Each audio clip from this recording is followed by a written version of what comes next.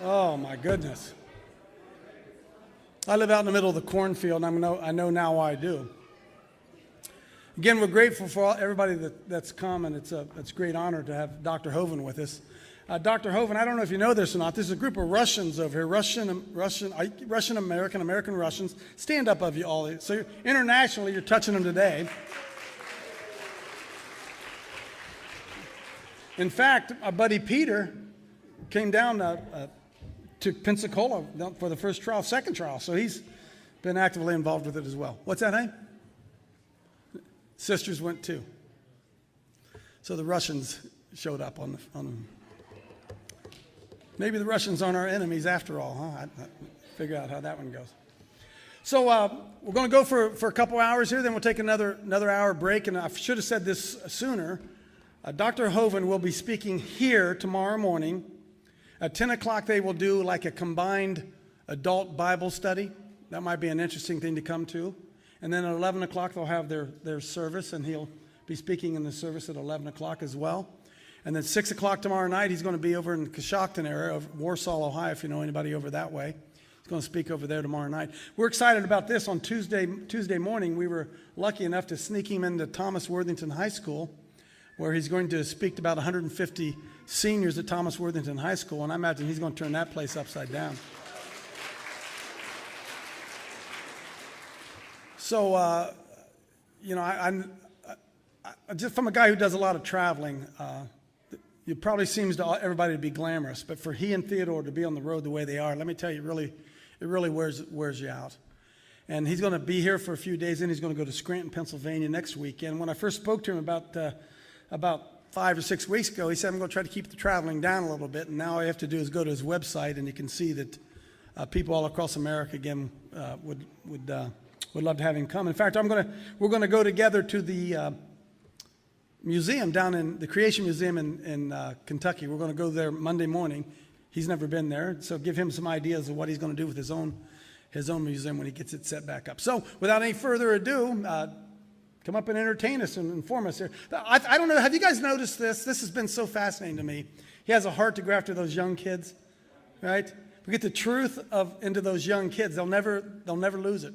Train up a child in the way he should go. Look back over my own life and the mistakes I made with my own children, assuming the public schools were teaching them the right things. And we're shocked to find out now that 70% of church kids, when they go to college, 70% of them leave the faith.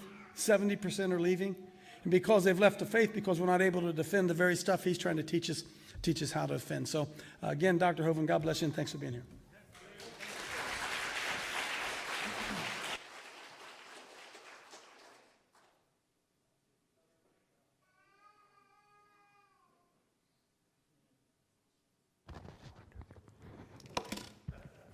Just testing, giving him a hard time up there.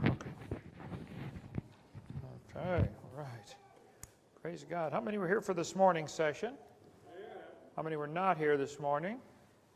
How many do not understand the question so far? And привет, как дела? Хорошо, слава Богу. Okay, glad you came today. Let's see. This is going to cover what they asked me to cover. Let me double check here, make sure you want this. Boy, that's what they want.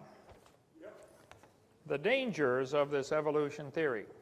It's not just a dumb idea. It's an extremely dangerous philosophy that has led to all kinds of problems in the world. Anyway, glad you're here. My name's Ken Hovind, has been a long time. Taught high school science 15 years, and then 1989 began a ministry called Creation Science Evangelism, speaking out on creation versus evolution. And I take the position without apology that the Bible is the infallible, inspired, inerrant word of the living God. Believe it from cover to cover. And obviously this is part 5, and we're skipping a whole lot of what's in my seminar in the blue series of tapes back there, 18 hours long, on all kinds of topics, the age of the earth, dinosaurs, where they fit in, carbon dating, and we'll have Q&A time here in just a little bit. But any questions are fair game. Our new website is 2peter3.com. If you want to get us there. If you go to drdino.com, that links over to my son's website for now, for another few weeks, and it'll come to ours. His site is creationtoday.org. Okay. There. What on earth is happening? Most people are a little nervous about world events and what's going on. If you haven't noticed, the world is falling apart. Morally, economically, socially, it's falling apart. Why is this evolution theory so dangerous, and what should we do about it? All right, that's just a couple thoughts. What on earth is happening here? In part one, we talk about the Big Bang Theory and the age of the Earth. I did not get time to cover all that today, but we show how that the Earth cannot possibly be billions of years old. Part two, we explain why they lived to be 900 years old. Why did the people before the flood live to be 900? Something was different back then. And part three, we talk about where dinosaurs fit in. Part four is one of my favorite ones. It's 2.5 hours long, showing 50-some lies in the textbooks that are used to push the evolution theory. But in this one, part five, we're going to talk about how dangerous this philosophy of evolution is.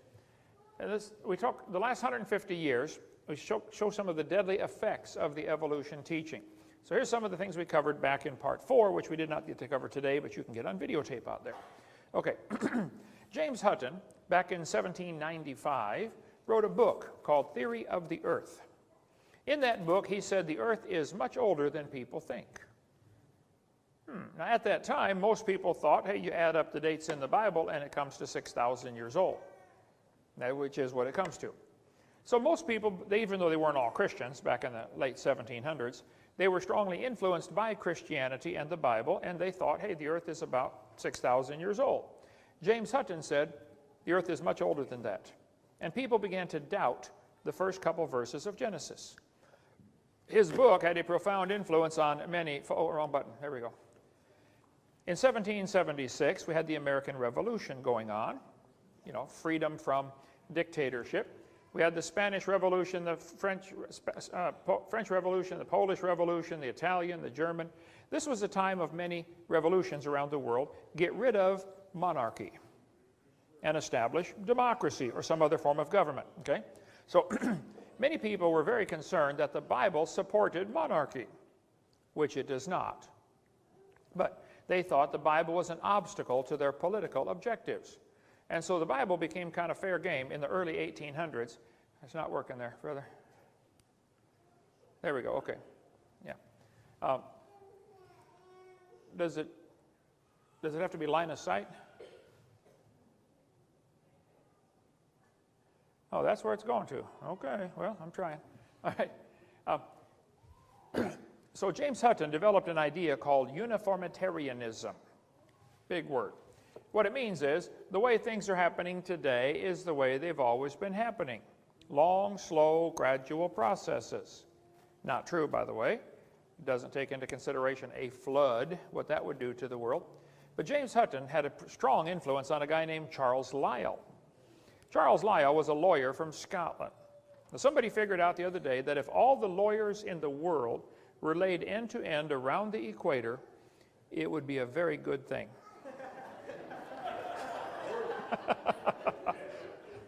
Charles Lyell hated the Bible. Charles Lyell wrote 3 books. Here's his first one, Principles of Geology, 1830. Charles Lyell, in these books, invented what today is called the geologic column. Now, kids, when you go to school, probably 8th grade or 9th grade, you're going to have some kind of earth science class, and they're going to tell you each of the layers of rock is a different age. Cenozoic, Mesozoic, Paleozoic, Archaeozoic, and maybe you saw the movie Jurassic Park, named after the Jurassic layer. The entire geologic column was invented in 1830 by Charles Lyell. And Taylor said, I myself have little doubt that in England it was the long-age uniformitarian geology and the theory of evolution that changed us from a Christian to a pagan nation. England used to be a Christian nation, sending out missionaries all over the place. What happened to England? What's happening to America? Well, it started with this crazy geologic column in 1830, teaching that each layer of rock is a different age. By the way, there's only one place in the world where you will ever find the geologic column. That's in the textbook. It does not exist. It's true the Earth has layers of rock. That's not a question, okay? Go to Grand Canyon, you can see all kinds of layers. The question is, how did they get there? All over the world, petrified trees are found standing up, running through all these layers. Now think about it. If those layers are different ages by millions of years, doesn't that create a little problem with a petrified tree connecting all of them? How long does a dead tree stand up in Ohio before it falls over? 5, 10 years max, you know? Not millions of years, that's for sure. And they sure don't grow through the solid rock. Truth is, all those layers formed in one big flood in the days of Noah. You can get a jar of dirt and gravel and sand and rocks and mud and leaves and put water in there and shake it up, set it down and watch it. It'll settle into layers as you watch. It does not take millions of years. The flood formed all those layers. But that book that Charlie Lyell wrote was taken on a trip by Charles Darwin. Darwin was going to sail around the world and collect bugs for somebody back in England. And while he's sailing around the world, he brought some books to read. He brought Principles of Geology. That book changed his life forever. Charles Darwin, his philosophy was greatly influenced by Charles Lyell, who said the layers are different ages. And he was influenced by a guy named Thomas Malthus. Malthus taught there are more babies born than can possibly survive, so it's really best if the weakest die off. Best for society. Darwin was influenced by those two guys. James Hutton wrote his book and said the earth is much older than 6,000 years. Then along came Charlie Lyell and wrote his book, and he said there's no flood. All of this is explained by long, slow, gradual processes. See, Hutton made people doubt the creation. Lyell made them doubt the flood. Then along came Charlie Darwin, 1859, and his book made people doubt the Creator himself. That's the sequence that happened. And by 1860 or so, the world was falling apart morally because they'd lost their bearings. Lyell said the earth was more than 6,000 years old. His book on geology made people doubt the flood, and Darwin's book made people doubt the Creator. And for the next 50 years, this godless thinking of humanism, communism, racism, socialism, Nazism, all grew out of this one basic idea: there's no God. We're God. We make the rules. Fred Hoyle said, I'm haunted by a conviction that the nihilistic philosophy, which so-called educated opinion chose to adopt following the publication of Origin of Species, committed mankind to a course of automatic self-destruction. A doomsday was then set ticking. And folks, we're about to see that come to pass here, I think, pretty soon. They're falling apart. Darwin said, often a cold shudder has run through me as I have asked myself whether I've devoted myself to a fantasy. Yes, Charlie, you devoted your whole life to a fantasy. Evolution is a fantasy. It doesn't happen. There are 4 great questions and 2 ways to answer them. Who am I? Where did I come from? Why am I here? Where am I going? 2 different ways to answer them. Incredible design. Somebody must have designed it. That's the creation worldview. And the evolution worldview that says there is no designer. The world made itself. Now, the Bible starts off pretty simply. It says, in the beginning, God created the heaven and the earth. Well, God is claiming he did it. And is that true? The evolutionist says, no, there's no God. Man is God. And we got here by a long process called evolution from a big bang. These two worldviews are at war with each other. Somebody is wrong. And I enjoy showing them who they are. Anyway, the humanists, that would be guys like, all kinds of our political leaders, regard the universe as self-existing and not created. Humanism and evolution is not just a dumb idea. It's a dangerous philosophy for many reasons. It's based on lies, okay? This guy says, evolution is a fact, not theory. Birds arose from non-birds, and humans from non-humans. No person who pretends to any understanding of the natural world can deny these facts. Sounds like he's open-minded, huh? That's not science. That's a mantra. Birds came from dinosaurs? Well, you can believe that if you want. But the textbooks give all kinds of evidences for evolution, which I cover on video 4. And if you kids go to public school, or you have a cousin or nephew or grandson or anybody you know that goes to a public school, you need to get on my video number 4, Lies in the Textbooks, and maybe unbrainwash them. This book has evidence for evolution. We have evidence from fossils. I get this all the time. I do a radio program on YouTube channel, Kent Hovind Official. Always skeptics, scoffers, atheists writing in, say, we've got proof for evolution. Fossils prove evolution. I say, whoa, whoa, whoa, slow down. A fossil is a bone you find in the dirt. When you find some bones in the dirt, you should notice right away, it does not talk. Secondly, it does not have a date stamped on it. Okay? And when you find a bone in the dirt, all you really know is it died. You could not prove it had any children, could you? You sure couldn't prove it had different children. And why should we think a bone in the dirt can do something no animal today can do, which is produce something other than its kind? Amen. Today, dogs produce dogs, cats produce cats, horses produce horses. There are no exceptions that I'm aware of.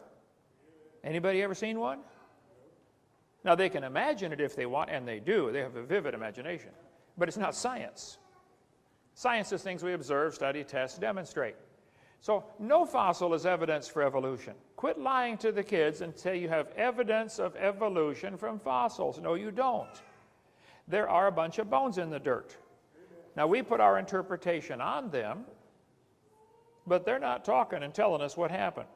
The fact that we find all these fossils in the dirt indicates there was a big flood. When they were climbing Mount Everest, 1953, Edmund Hillary got up near the top of Mount Everest, tallest mountain in the world, and began finding seashells, clams, petrified clams in the closed position. Petrified, closed clams. Now, kids, this is going to be complicated, so listen carefully. Clams do not climb mountains very well. Okay? And when a clam dies, it opens. You can come to Pensacola, where I live, and walk along the beach and get 1,000,000 seashells, but you hardly ever get a matched pair. And they're certainly not going to be closed when they're dead. As soon as they die, they open and something eats them. Okay? Closed clams, petrified clams in the closed position indicate they died rapidly and were buried immediately, and they couldn't even open. They woke up dead and they couldn't even open. And the fact that they're on top of Mount Everest ought to create a little problem for somebody somewhere. Now, I don't think the flood was over Mount Everest. I think Mount Everest was under the flood. Psalm 104 says, at the end of the flood, the mountains lifted up and the water rushed away. If you had a section of, if this room was 3 feet deep in water, might be in a minute here. If this, it'll dry on the carpet better than on the wood here. There we go. If this room was 3 feet deep in water, and we all picked up that end of the building, the water would rush down over here, right? Well, if the earth is all busted up into plates, like the Bible teaches the fountains of the deep broke open, I think the cracks all over the earth's crust, the fault lines, you got the Hayward Fault, the New Madrid Fault, the San Andreas Fault, none of them are my fault, but they're all over the place, okay? So these cracks in the earth is probably where the fountains of the deep broke open and the water gushed out. We covered that on video number 6. What happened? Where did the flood water come from? Where did it go? That's an interesting story. But the earth's crust to this day is still busted up into plates like an eggshell. And those plates are still moving, some of them, and we have earthquakes when they move. No question, nobody argues about that. But when did it happen? Well, I think it started with the flood in the days of Noah. The fountains of the deep broke open, the earth is covered with water, Noah's floating around in the ark, and then plates of earth as big as Texas would tip a little bit. One place comes up a few miles, the other place goes down a few miles, the water runs off. As the water's running off, it carves features like Grand Canyon in minutes. I was in a debate one time, and this atheist said, Hovind, you're so stupid. Don't you know it took millions of years to form Grand Canyon? I said, well, sir, whether I'm stupid or not is a totally different subject, but let me explain something to you. Grand Canyon starts cutting the rock at about Page, Arizona. Page, Arizona is less than 3,000 feet above sea level. So you got Page, Arizona, 2,800 feet above sea level. The river flows downhill to Lost Wages, Nevada, where it's 1,800 feet above sea level. So you go from 2,800 to 1,800. It loses 1,000 feet over 277 miles. Okay? In between Page, Arizona, and Lost Wages is a big bump called the Kaibab Plateau that is 8,000 feet above sea level. I said, sir, rivers don't flow uphill in Florida or Arizona or any place. So how could you get a canyon cut through this bump a mile deep with a river starting the canyon and it's less than 3,000 feet elevation? How did it get over the 8,000 foot mark? The truth is, if you filled up Grand Canyon, which would take a lot of dirt, by the way, if you filled up Grand Canyon, a huge lake would fill up covering half of Colorado and Nevada. I think after the flood, there was a giant lake covering half of those states. It got too deep, started going over the top, and carved that groove out as the lake drained, probably in weeks, not millions of years. Now today, the river flows downhill through the canyon. All rivers flow downhill. But that river did not make that canyon.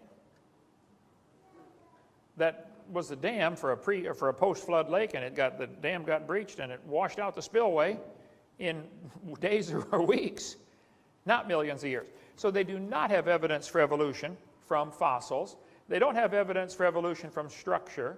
Kids are going to lie to you. They're going to tell you, you've got 2 bones in your wrist, the radius and the ulna. That's true. The cat has 2 bones in his forearm, radius and ulna. So does the frog. Wow, that proves we're related. No, that proves a common designer.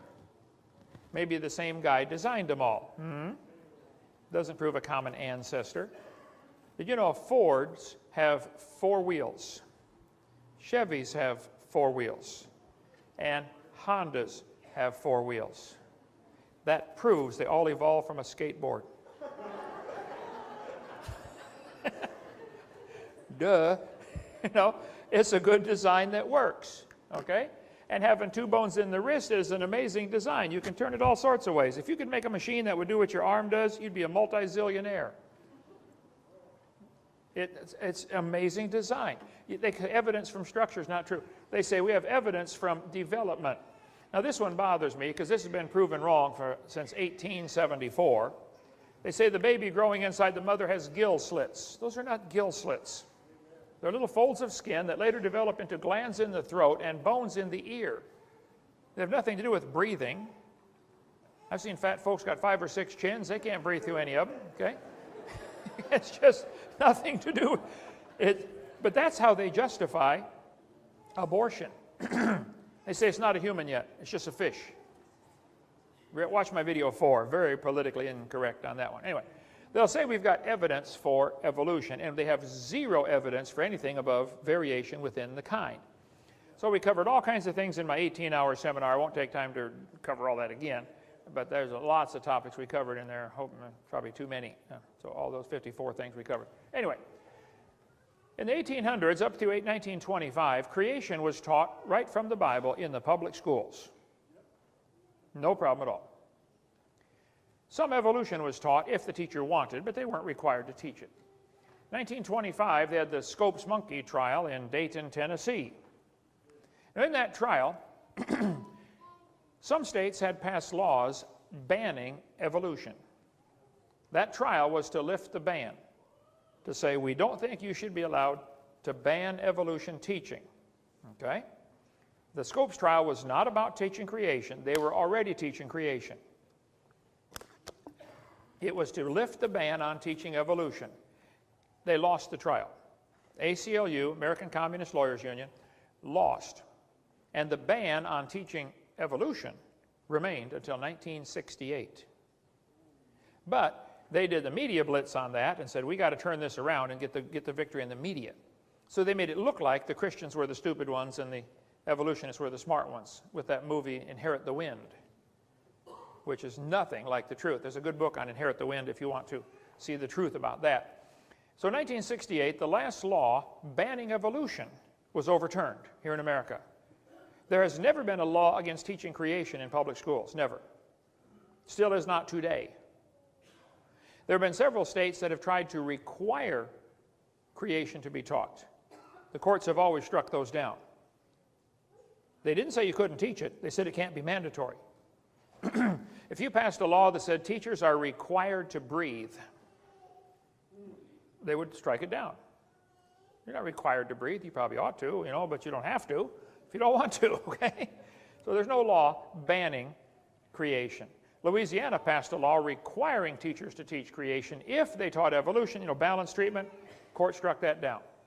They said, in the finding, Supreme Court said no statute exists in any state to bar instruction in creation science. It could be taught before, it can be taught now. You want to teach creation? Go for it. Supreme Court ruling did not outlaw the teaching of creation. Creation science can still be brought into the classroom if and when teachers and administrators feel it's appropriate. So praise God, I'll be going to a public school this week. I used to speak at a lot of public schools. There's no problem with that. When I was in Russia, they had me go speak at public schools, public universities. Please come in, teach on creation. Please do. They got more freedom there than we got here. I was speaking at the university in Chernovtsi. What's the name of the university? A big university in Chernovtsi, Ukraine. I don't remember the name of it now. But anyway, there were like 30-some professors in there. I'm talking through a translator and about creation and the dinosaurs and the Christian view, and this one professor's crying. I asked the translator, I said, what's he crying about? She said, he's happy. He's never heard the creation story. He didn't know there was one. Didn't know there even was a creation alternative to evolution. He said, I want you to keep going. I did for 2 hours. Supreme Court decision only said you cannot require creation be taught. That's all. That's all they've ever ruled. So if somebody says you can't teach the Bible in schools, you can't teach creation in schools, they're either lying or stupid, because you can, okay, teach creation and the Bible in schools. Now, Jeannie Scott, I debated her 30-minute radio program. They said, would you like to debate Jeannie Scott? I said, would be honored. 30-minute program, she spoke for 27 minutes. I got 3. Okay, Jeannie, next time I get half the time, okay? But they run the American National Center for Science Education in Berkeley, California. Anyway, we got a lot of stuff on this. Video number 5. Teachers are perfectly fine for you to teach creation in public schools if you want to, and not a problem with it. But you cannot make it mandatory or required. Let's see, let me get up past all this stuff. Creation science. There's been plenty of court cases. They've always ruled it is okay to teach creation if it's not mandatory. California's passed laws, and so separation of church and state. They talk about that separation of church and state. There's no such phrase in the Constitution. A separation of church and state was in a letter Thomas Jefferson wrote. He made up that phrase in a letter, nothing in the Constitution about that. The wall of First Amendment was a wall of separation between church and state, Thomas Jefferson said. That wall is a one-dimensional wall. It keeps the government away from running the church, but it makes sure the Christian principles will always be in government. One-way wall. There's a good article about that from ICR.org, Institute for Creation Research, if you want more on that. Now, if you can get on the textbook selection committee in your town, I recommend you do that. Put your name out there, just be quiet about what you believe, and say, I'd like to be on the textbook selection committee. Oh, okay. They're hard to find folks. They will send you 6 or 8 or 10 textbooks saying, please buy our book. All the different publishers do that. And you look them over and you give your vote. I think we should buy this one. Step 1 would be to buy the least poisonous of the books. Now, back in '91, this survey was done, and they said probably this book by Merrill, Science, only 2.9% of the book discusses evolution, whereas some have 13 or 15%. So if I was on the committee, I would select the least poisonous, then I would write to the others and tell them why we did not pick theirs. I would write to the one we did pick and say, we got yours only because it's the least poisonous, and if we find a better one next year, we're getting it. And then I would say, even that 2.9% contains quite a few lies. We need to put a disclaimer in the front saying the information on these following pages is not correct. And if you send me the book you're choosing, I'll pick out the pages and write the disclaimer for you. So there's, we could talk forever on the textbooks. Okay. Hitler said, let me control the textbooks and I'll control the state. What do you think he meant by that? What are your kids going to be taught Monday morning in this town, schools in this town? They're going to be taught they're an animal? And who picks these books anyway?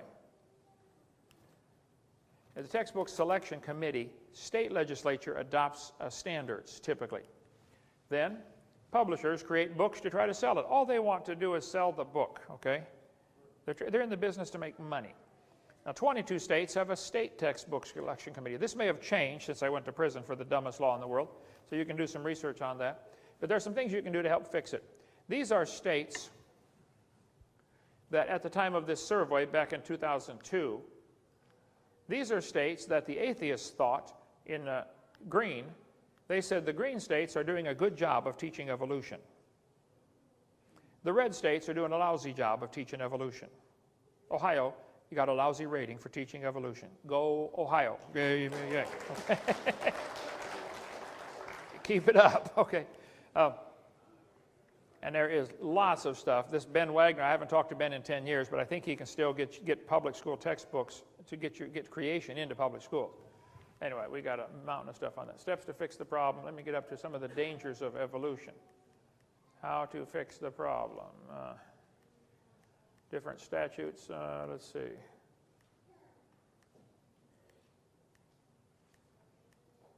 Hang on. That's why my seminar is 18 hours long. I talk as fast as I can go. Okay. When they find my skeleton, they're going to think I was a woman because the jaw is going to be all worn out, you know.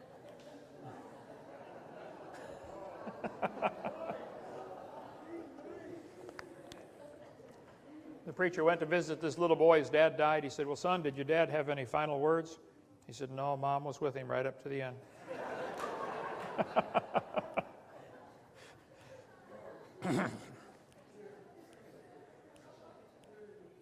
Let's see. I'm sorry. I got way too much stuff in here. Why is the theory of evolution dangerous? There we go. Evolution is the root philosophy for all kinds of other things. Humanism, Marxism, Nazism, communism, socialism. It all comes off of this crazy theory of evolution, that man is God. Humanism is the idea that man is God. We run the universe. The Bible says they did not like to retain God in their knowledge. And there are people today that don't want to retain God in their knowledge. Rafton said, do humanists believe in a supreme being? Emphatically, yes. That supreme being is man. Humanists have no knowledge of any being more supreme. The turning point in history will be the moment man becomes aware that the only God of man is man himself. This is the way they think. I'm God. I'm God. I'm God. I'm God. I'm God. Hey, Gabriel, come and listen to this. Ha, ha, ha.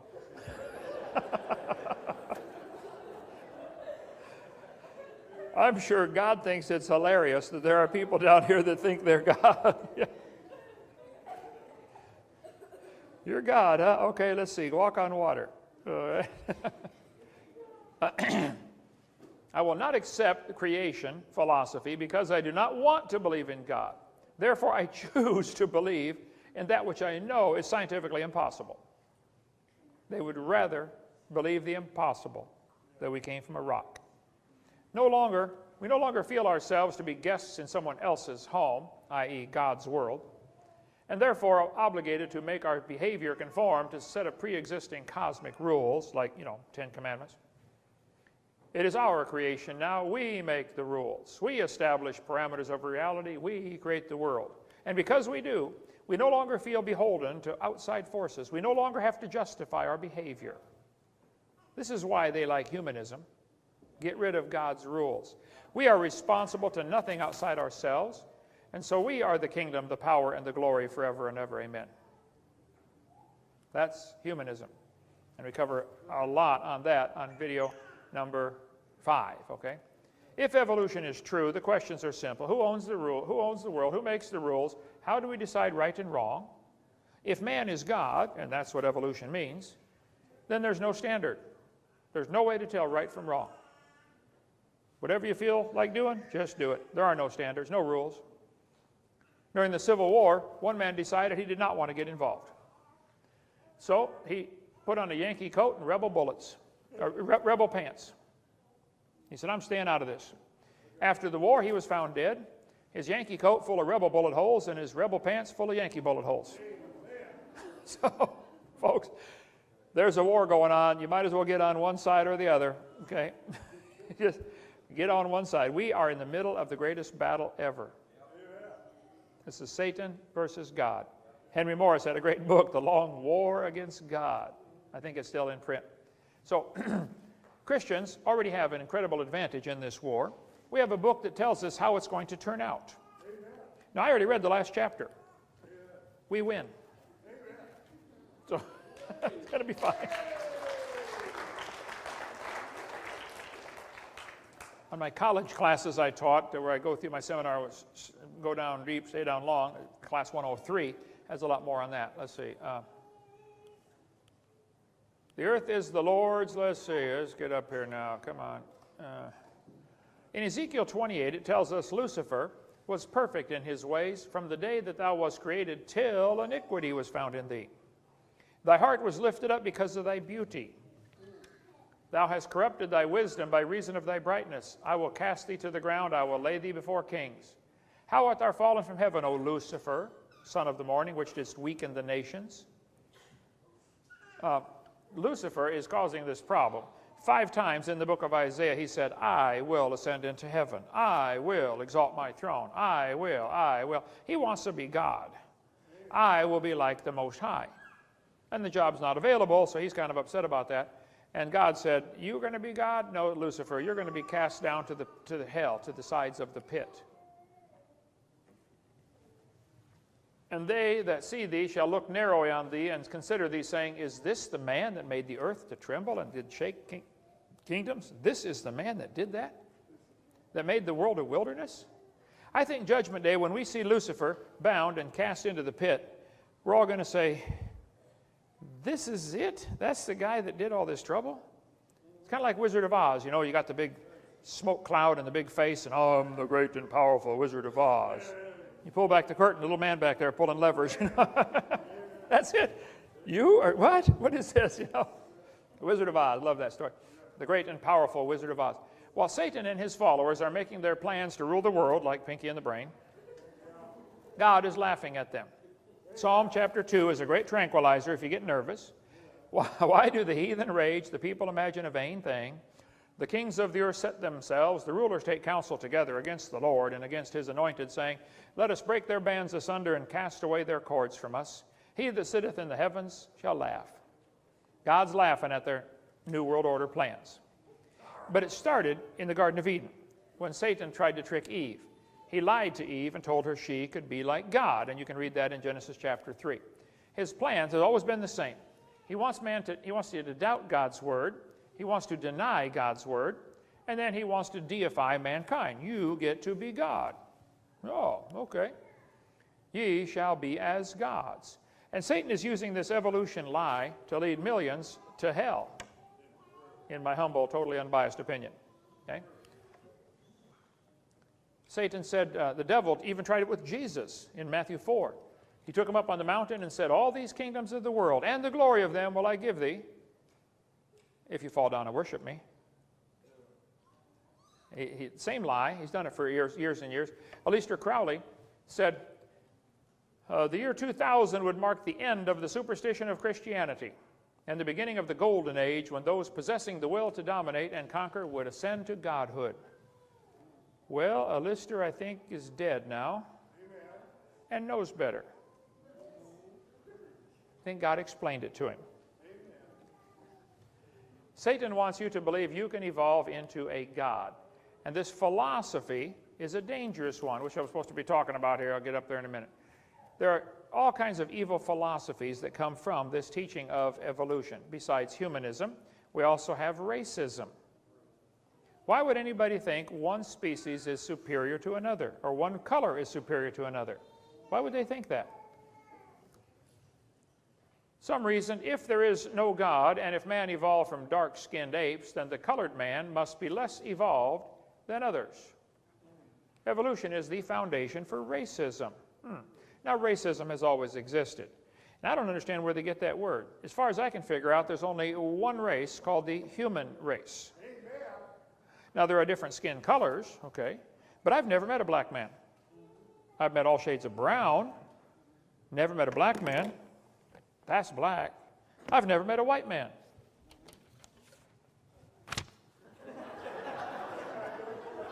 I'm not white. Some kind of pink, I guess. I don't know. We're all of one blood, folks, all of one blood. So I think we should quit using this term racism. But Darwin's book came out in 1859 at the height of racism. And most people don't know the whole title to his book. They usually show this on the cover.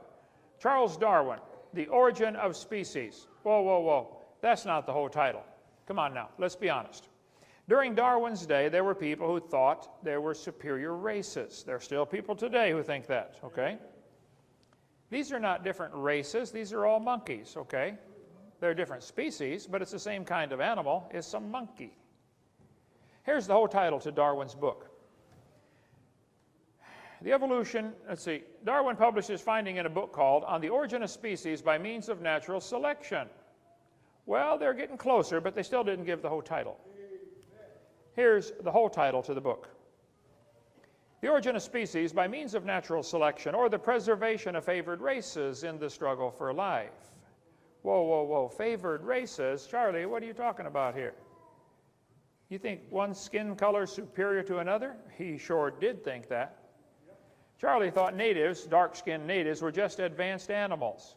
Darwin said in his book, The Descent of Man, at some future period, not very distant as measured by centuries, the civilized races of man will almost certainly exterminate and replace the savage races throughout the world. Well, who are they? Darwin said, from war of nature, from famine and death, the most exalted object we're capable of conceiving, namely the production of higher animals, directly follows.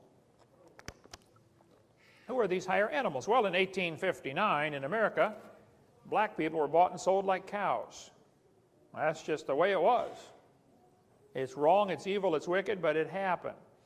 Henry Fairfield Osborn, the museum at Harvard University named after him, I believe, he said the standard of intelligence of the average adult Negro is similar to that of the 11-year-old youth of the species Homo sapien. Woo! Biological arguments for racism may have been common before 1850, but they increased by orders of magnitude following the acceptance of evolution theory. Thomas Huxley said, no rational man, cognizant of the facts, believes that the average Negro is the equal, still less the superior, of the white man. The black people of Australia, exactly the same race as the African Negro, cannot take in the gospel. Don't even go preach to them. They can't be saved. All attempts to bring them to a knowledge of the true God have utterly failed. Poor brutes in human shape, they must perish off the face of the earth like brute beasts. That was Kingsley, the Anglican priest that promoted Darwin in the schools. And we got a whole lot on racism on my video number 5, okay?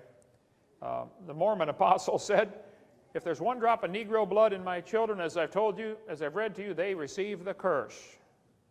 This is Mormon President Brigham Young. Shall I tell you the law of God in regard to the African race? If the white man who belongs to the chosen seed mixes his blood with the seed of Cain, the penalty under the law of God is death on the spot. This will always be so. I didn't write it. This is what they taught. You might want to read about the secret history of the Mormon church. I had 2 Mormons when I first moved to Pensacola come riding their bikes up into my yard. They knocked on the door, said, Mr. Hovind, we'd like to talk to you about the Lord. I said, that would be great. Whose Lord would you like to talk about, yours or mine? They said, well, we worship the same Lord. I said, no, I don't think so, fellas. I said, does your God have a body like mine? They said, oh, yeah, human, physical body. I said, does your God live on the planet Kolob, K-O-L-O-B? They said, yeah, we believe he does. I said, does your God have thousands of wives? Oh, yeah, thousands. I said, does your God have normal relations with those wives to produce a spirit baby in heaven? And the human couple on earth only produces the physical body, but your God produces the spirit for that body. Is that what you believe? Yep. The human couple just produces the body. The God in heaven produces the spirit. And if the spirit baby in heaven is a good spirit baby, when it comes down to earth to get into that body during birth, it gets a white-skinned body if it's a good spirit baby. But if it's a bad spirit baby, it gets a black-skinned body. Is that what you guys believe? I said, well, you're not supposed to know all that, but yeah, that is what we believe, and it is, by the way. I said, now, fellas, listen, I've been married 42 years. I've taught biology and anatomy. I have 3 kids, 1 of each. I said, there are 2 babies born on earth every second, 24 hours a day. It never stops. Average of 2 a second are being born around the clock. And your God in heaven on Kolob, is supplying a spirit for each one at the same rate the couples on earth are supplying the body. 2 a second. When does he get time to answer your prayer? Or take a drink of water, or do anything, okay? Gee whiz. And they got on their bike and rode off. I never saw them again. I don't know what happened. Anyway, but I don't think you're going to understand the 1800s and racism in America until you tie evolution into it. Folks, it goes hand in glove. It's, we could talk for days on that, how they tried to prove the Aborigines were an inferior species. Video number 5, get more on that. They enslaved the Aborigines, racism in Australia. New South Wales missionary was the horrified witness to the slaughter by mounted police of a group of dozens of Aboriginal men, women, and children. 45 heads were boiled down and the best 10 skulls packed off for overseas. Shot them, killed them just to get their skull for a museum someplace to prove evolution. Smithsonian had 33,000 sets of human remains in their basement. There's a big eugenics movement in America. Charles Darwin's cousin was working hard with that. And again, that would take an hour to go over. But in the 1904 World's Fair, they held a display of pygmies on there to show how man has evolved as part of the evolution display. One of the guys named Ota Benga was taken away from his wife and children and put in a cage with chimpanzees, he's a pygmy, as a display of evolution. He went insane and hung himself. U.S. President Roosevelt was influenced by racism and evolution, strong believer in evolution, but he applied it to the Indians. He said the Indians are an inferior species. You ever wondered why during the westward push the Americans just simply slaughtered so many Indians? It was the evolution teaching. They thought they were inferior. Here's a biology textbook. They say, I wish very much, did I get the right one? Oh, hang on. I wish very much that the wrong people could be prevented entirely from breeding. When the evil nature of these people is sufficiently flagrant, this should be done. Theodore Roosevelt thought that the Indians should be prevented from breeding. Thought they should be wiped out. Got to kill them. They thought many immigrants from Europe, Scotland, Ireland, and the Orient are a threat to American society because they're inferior species. Anybody here have ancestors from, let's see, Europe, Scotland, Ireland, or the Orient? Just about everybody, okay. So I guess we're all inferior species. 1871, Congress passed a law that scrapped all treaties with the Indians, moved them off to the reservation system, still in use today. Cherokee Indians were forced off their land. 1/3 of them died along the way. It's called the Trail of Tears. You can read all about that if you like. Why did they do that? Well, it really, you have to go back and blame part of this on this dumb theory of evolution. Now, the Bible says, have we not all one Father? We all come from one blood, Acts 17. And you're not superior to anybody because of the color of your skin, okay? What a dumb theory. Charles Darwin said, a married man is a poor slave. I won't even comment on that, okay? But this is the next part, okay? Worse than a Negro. Darwin said the chief distinction in the intellectual powers of the two sexes is shown by man's attaining to a higher eminence in whatever he takes up than can woman.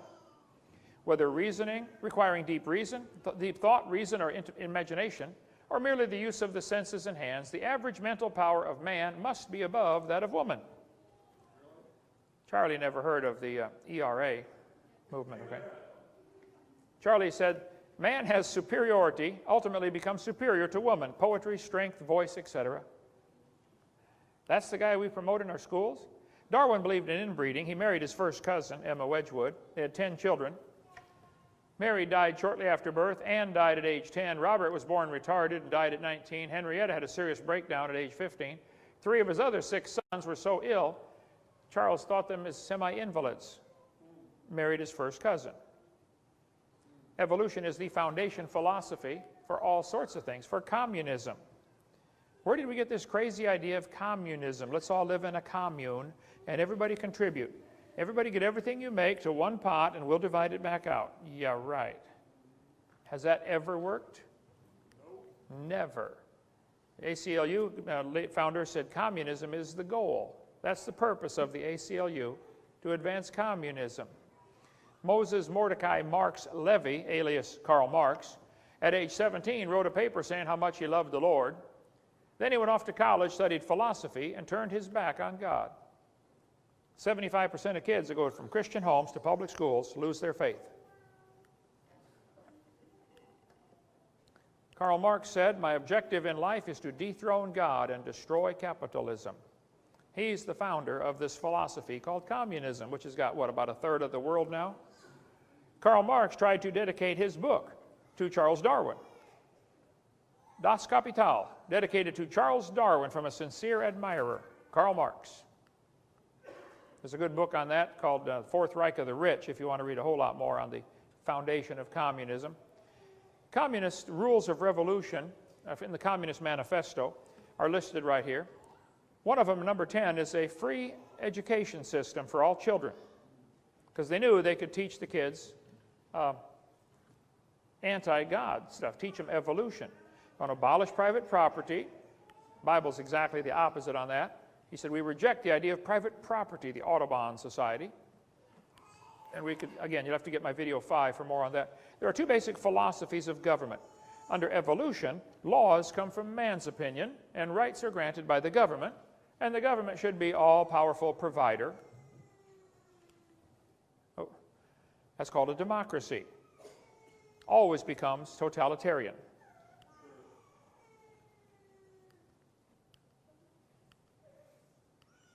Just so much. Under creation thinking, laws come from the Creator, and rights are unalienable, however you want to pronounce it, and government should be limited.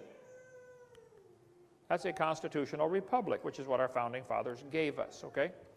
Don't get me started on that one, income tax or the property rights, okay? Communism is the philosophy behind the money powers. Love of money is the root of all evil. Not money, love of money. They've done all kinds of movies to tell us what they're going to do. Wizard of Oz. Follow the yellow brick road. Well, that's the gold. They're trying to get to a place called Oz, O-Z, ounces, gold. Always the money. More on that in College Class 103. Okay, we need to take a break. But there's plenty of evidence that evolution philosophy is behind communism, socialism, Marxism, Nazism, and the drive for a new world order. One world government coming soon to a city near you if we're not careful.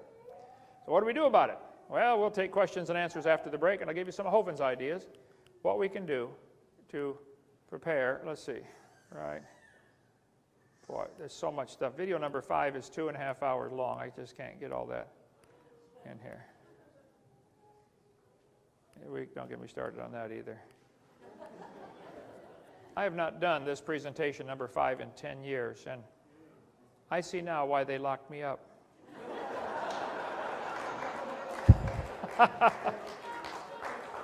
All I'm doing is telling the truth, okay? That's the last thing they want out there is the truth told. Let's see, Wizard of Oz. Yeah, I believe everybody should tell the truth. I'm going to have to go through and just hit some of the highlights, but my video series back there is on DVD. You're welcome to get it and copy it all you want. Just don't sell it and don't change it, please, okay? We'll take a little more after the break here. Let's pray. Heavenly Father, thank you for your word. Lord, thank you for telling us how that you made us and how you want things run. Lord, we've sure messed up your beautiful creation. Lord, we got a problem. Our planet's fallen apart, our finances, the economy, the morals. And Lord, we got some people here that want to live for you and want to serve you, so we need you to show us, Lord, how to do it. Show us how to withstand in this evil generation. Please guide us now, Father. Help us to please you in everything we do. In Jesus' name, amen. All right, 10-minute break, and we'll come back. Kids, if you did not get the airplanes, get an airplane. I will launch some more, and if you find one, you can have it. Break time. Dismissed.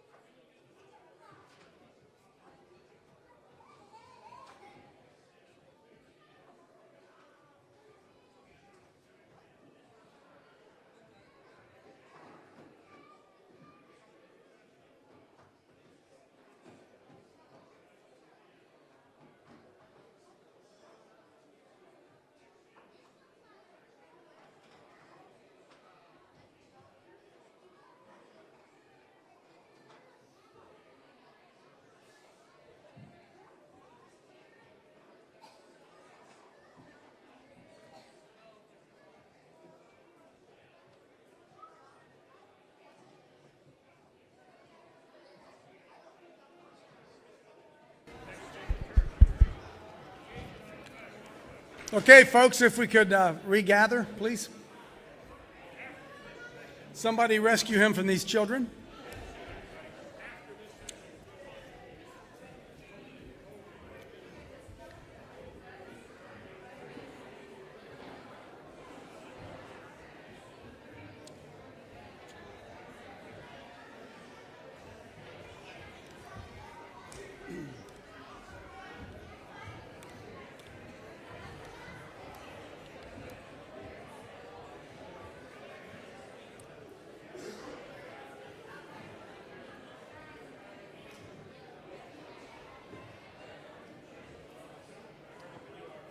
Trying to get the cows back in the barn here, you know.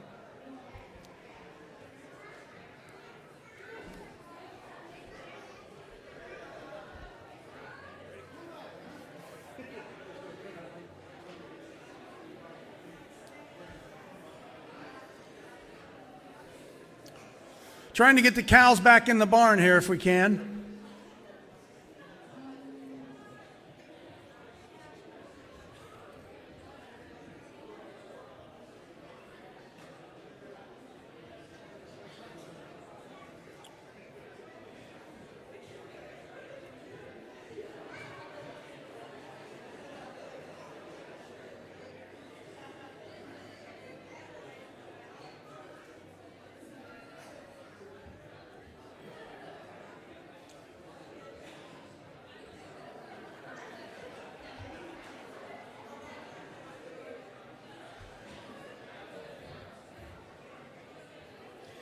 Okay, friends, we're going to pick back up here.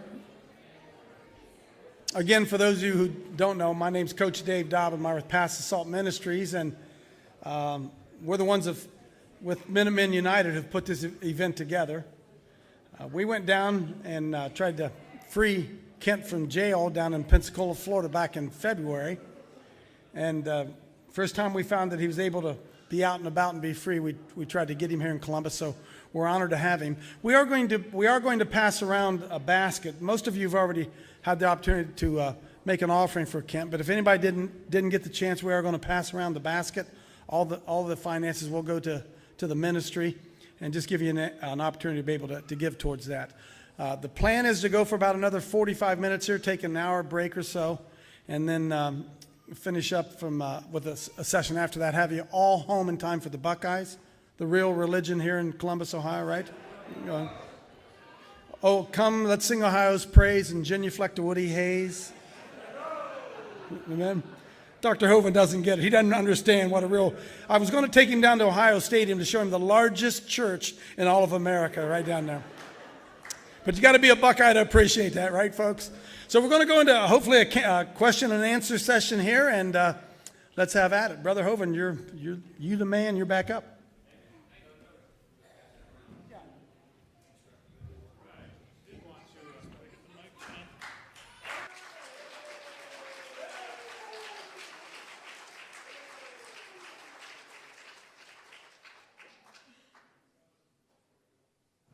Testing, getting gates. I'm saying, okay.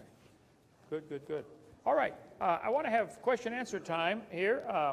If you can hit escape on my computer there and load up, or be ready to load up seminar, probably part 7. That's where most of my question answer stuff is. But we'll just wait and see what comes up on there. So under the far right-hand corner is the PowerPoint, the seminar slides, or what's it say? Way up in the top right-hand corner. You see that folder? Okay. All right. Any questions? I know we didn't get to cover a lot of the seminar stuff, but any questions so far? Some interest? Somebody? If not, we can keep going. I got 1,000 more things to cover. Yes, sir.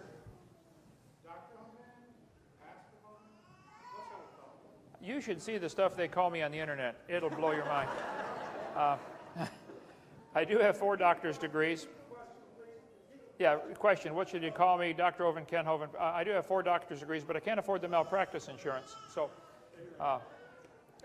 Kent Hovind's fine, Brother Hovind, whatever, it doesn't matter. Just don't call me late for supper, you know. I'm easy to please. Okay, other questions? Yes, sir. What in your opinion, if you had to pick the biggest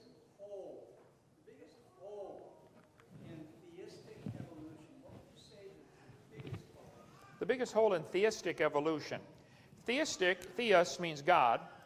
The theistic evolutionists say God used the evolution process to get us here. I point out, A, that's not what the Bible teaches. B, that's not the God of the Bible. C, that's a stupid God that doesn't know what he wants. He's practicing and, playing around and experimenting. It's not the God of the Bible at all. And a God like that would not be worth worshiping. Why? Plus, a God like that would be cruel and wasteful. See, according to evolution theory, one animal evolves a little better than the rest. Okay? What happens to the rest of them? Well, they have to die, or the new improved model is swamped back into the gene code. So there's no evidence for it at all anyway. And I tell them, why do we want to compromise a perfectly good Bible, which has never been proven wrong, with a dumb theory that's never been proven right? There is simply no evidence that any animal's ever produced a different kind of animal. None. I'm not compromising. So those are some reasons. Pick what's most important to you, or other questions. Yes, ma'am. What do you see in recent events that evolution is still having negative effects on society? What do I see as recent events having negative effects on society? I can barely hear you. A lot of my examples are what? She said a lot of the examples that you used in the seminar of the negative effects of evolution were from decades ago. So her question is, what do you see going on currently that's evidence that's still happening? Well, most of the stuff in my seminar is from a decade ago. I've been locked up for 9 years. What do I do? I don't think anything's changed as far as evidence used for evolution is still the same. They're still lying to the kids. As far as the evidence is supporting creation or a young earth, I think that's all legitimate and probably more. What do I see as changed? I was amazed at the things that have changed since I got out in 9 years. We have gone much further downhill toward the New World Order. I think we're going to see a time where you have to get a mark in your right hand or in your forehead to buy or sell. We're much closer to a cashless society. The infrastructure is being built all around us where all they have to do is simply say no more cash allowed if you don't have a credit card. And then the next step from all credit cards is an injectable chip. And that technology has been around for 25 years. They could do it. And it's not mandatory yet. But I see that coming very soon. But I'm not aware of any new evidence against creation or new evidence for evolution. If somebody knows some, let me know. Yes, sir? How do we respond to events like what happened in Oregon, where Christians were systematically targeted and killed? So how do we respond to that? What was systematically burned? So the shooter in Oregon. There is a good indication that many of the so-called school shootings are actually staged events where they have actors go in there who don't even go to that school. It's called a false flag. The purpose of that would be to get more government regulation, more gun control, basically. It's always been the dream of the New World Order folks to have gun control. And in my Seminar 5, I didn't get time to cover it, I go through some of the historical things that happened. They banned guns. Within the next 10 years, they killed that group of people because they can't have guns, like the Armenian genocide in Armenia between Turkey and Russia. Hitler banned the Jews from having guns, in 1936, and then slaughtered them. So there's lots of, on video 5, I go through probably 10 different examples like that. So if that addresses the question or not, I guess. Okay, watch my Seminar 5. There's a whole lot on there, which is probably why they put me in prison, Seminar Part 5. Okay. Yes, sir. He's got the mic. You got a question? Raise your hand so he can see you. That way they can get. Got one up here, brother, and one over there.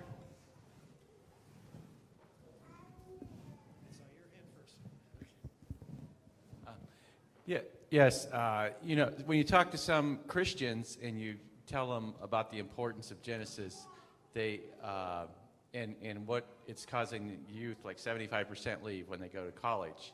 And one of the arguments I've gotten back is, oh, well, most of those return when they get older and have kids of their own. There is a large percentage that return back to God as they get older. They start to realize the stupidity of what they were taught. We shouldn't have to lose them at all and get them back.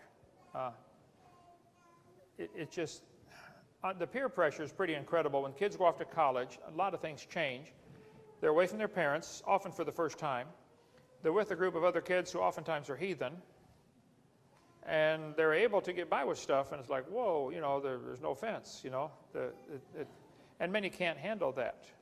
And it's sad. That may or may not go back to, did the parents adequately prepare them for that, I see many, though, that do come back in their, especially after college, they realize, this is dumb, I was stupid, I fell for it. The whole hippie generation, many of those said, this is dumb, what are we doing? Come back. Okay, who had the question next? Right here, brother. So society is crumbling. Our school systems are crumbling with it, public school systems, that is. Why do Christians continually then send their young, impressionable children into the public school system and expect godly results, I guess? They say insanity is doing the same thing over and over and expecting different results. Yeah, and I have a couple friends who actually live north of here, and they actually homeschool their kids now, and they're younger, about 5 to 10, and they're just the most polite kids you ever seen. They're not around all those, I don't know, it's just, I feel young kids are just so impressionable, so you got to just raise them upright from the beginning, and then you can start sending them off kind of to face their battles. Yeah, homeschool or Christian school is 1,000 times superior. It's not that the public school teachers are evil. My mother retired from public school. My brother that led me to the Lord taught 34 years public school and retired. There are many good godly teachers, but the system itself tends toward corruption, I think, and tends toward excluding God and humanism. And they have so many other things they're now required to teach that are just dumb. They don't get time to teach the 3 R's, reading, writing, arithmetic. I think if at all possible, homeschool or Christian school, your kids need to realize the seriousness of what they're learning and the importance, see a value for it. See, my dad was really good at teaching us boys things that we saw why we're going to need this. We're always building something. I knew why I needed to study trig because we'd built rafters and houses and roof lines and so I knew I needed that. I think if parents can put something into their kids, says, here's why you need this. Oh, okay. It really, really helps. I could go off on a lot of rabbit trails from that one, but let's quit. Okay, other questions? Why is it stated in the Bible that the Antichrist's number is 666? I do not know why it says that. There are 4 or 5 different theories about that, and let me get some stuff I have on that. Let's see. Mark of the Beast. This is my commonly asked questions. My seminar part 7, Q&A, is 5 hours long. So it really would help if you ask the questions in the same order that I have the answers. Mark of the Beast, where is that on there? Let's see. Mark of the Beast. First column near the bottom. Can you just touch that? It should be a hyperlink, take you right to it. Third one up on the left-hand column. Just touch it and take you right to it. If the hyperlink still works. Oh, good, okay. In Revelation 13, he causeth all, small and great, rich and poor, free and bond, to receive a mark in their right hand or in their forehead. By the way, all the New Bible versions, including New King James, have changed it to say on the right hand or on the forehead. They change one letter. Does the chip or does the mark go in the hand or on the hand? Big difference, okay? But even the New King James has changed it to say on, and that's a mistake. It should be in the hand, okay? They've started back in 95, doing microchips in pets and stuff like that. There's a book out, The Mark of the New World Order. It does say the mark is 666. Now, there are several different theories about what that means, okay? There's plenty of microchip. This is 10-year-old technology slides I'm showing here, People getting the Mu chip back in 2001 was invented, the size of a period on a page. That'll hold enough information to trigger the computer to be your identity. Who knows what they've got now? This kid's bragging about how he's going to get a microchip put into his self. They use a needle to inject it, 12-gauge needle. It's got the little antenna in there. And that, like I said, that's 10 years ago. I'm sure it's way down. Sex offenders in Arkansas could be marked and watched with a microchip. I think that'd be a great idea. I think one of them was president for a while. I'm trying to get a sex offender. Why the 666? I think I've got slides here explaining. Let's see. I guess not.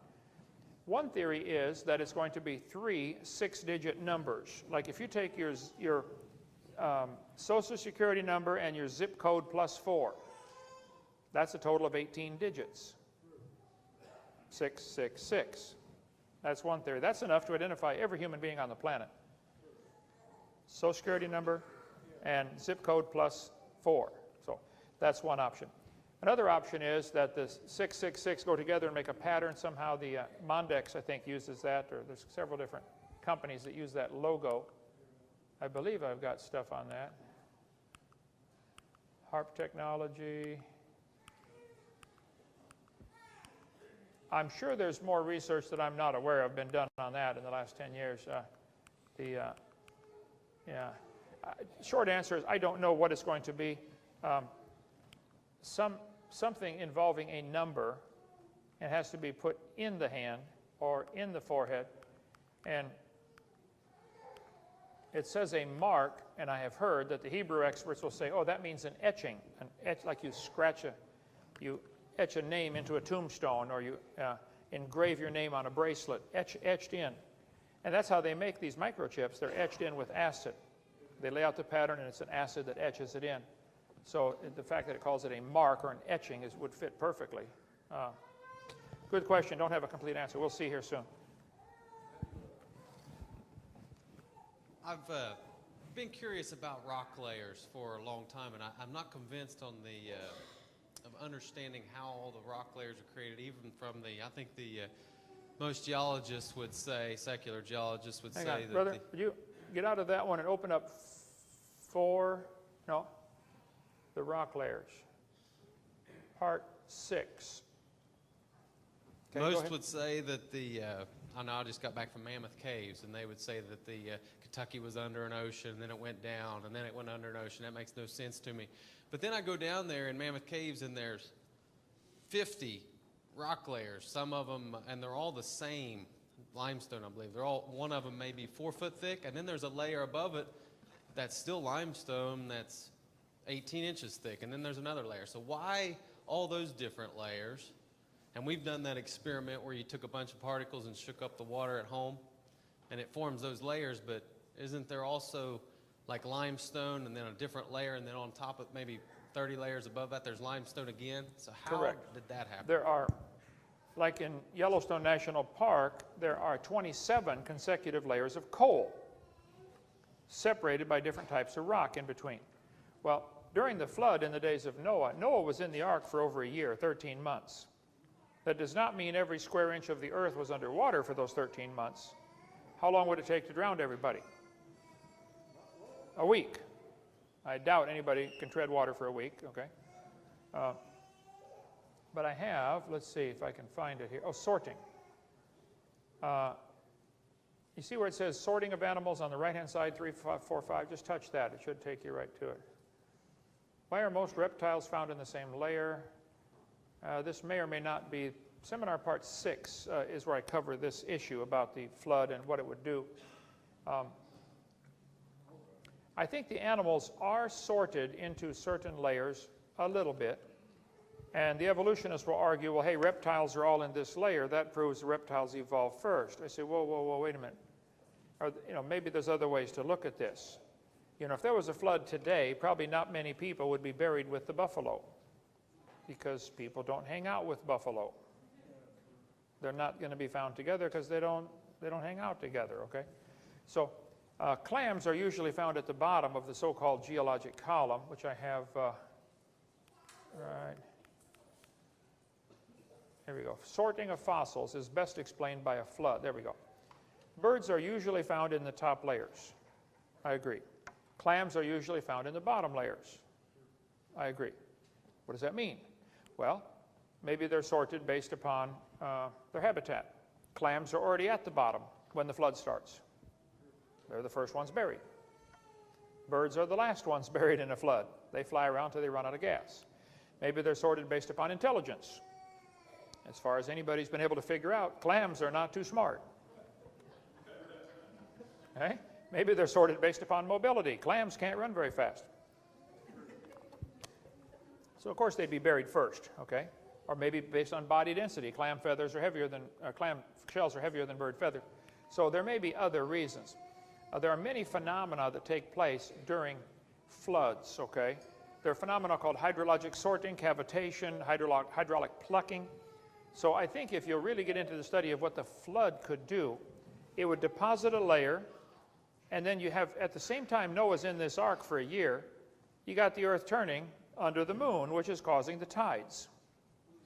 But now with the tides happening on earth, there's no continents to stop them. The earth is completely covered by water. Today the tide starts to come up and it bangs into something like South America or North America, okay, and it stops. What if there were no continents?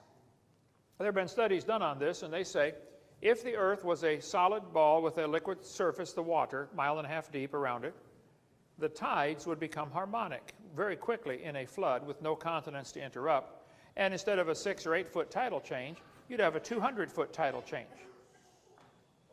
So if you got the earth turning under the moon, and of course the moon moving, which is why your tides are 6 hours and 25 minutes apart instead of 6 hours apart. Who cares? Another rabbit. But the tidal change at 200 feet, the water's bulging up 200 feet, and then the earth turns and that goes back down. Effective to the moon, it keeps the bump right under it. But effective to the people on earth, it looks like the tide's going up and down, and it is to us, okay? Well, if the water's coming up 200 feet, it's coming in from the sides. So there's vertical movement and lateral movement at the same time. This is happening constantly. And shuffling and sorting all those sediments, that would go hundreds of feet deep into the mud, that shuffling and sorting effect, the extra pressure of the water and then the relieving of the pressure. Pressurized, relief, sideways. There's a good video. I had it in my slide here. This happened, Glen Canyon Dam in Arizona, the spillway overflowed, or the pipe handling the overflow couldn't handle it during a big flood time, and it washed out this cave you see here in a matter of minutes before they could shut the water flow off. This was through solid rock. So moving water very quickly becomes liquid sandpaper. It's full of debris and would cut things very rapidly. Hydrologic sorting. You might want to go to Walt Brown's book, In the Beginning. Theodore, do we have any more of those? None? Okay. We sell it at the ministry. It's a great book. In the Beginning, creationscience.com. He has great stuff on this topic. He was a physics professor at the university in Colorado at the Air Force Academy for many years. Great book on hydrologic sorting. What happened in Japan, they had an earthquake, and the groundwater came to the surface. So the whole surface became mud, and buildings sank right in. The earthquake didn't knock the building down. The earthquake brought the water to the surface.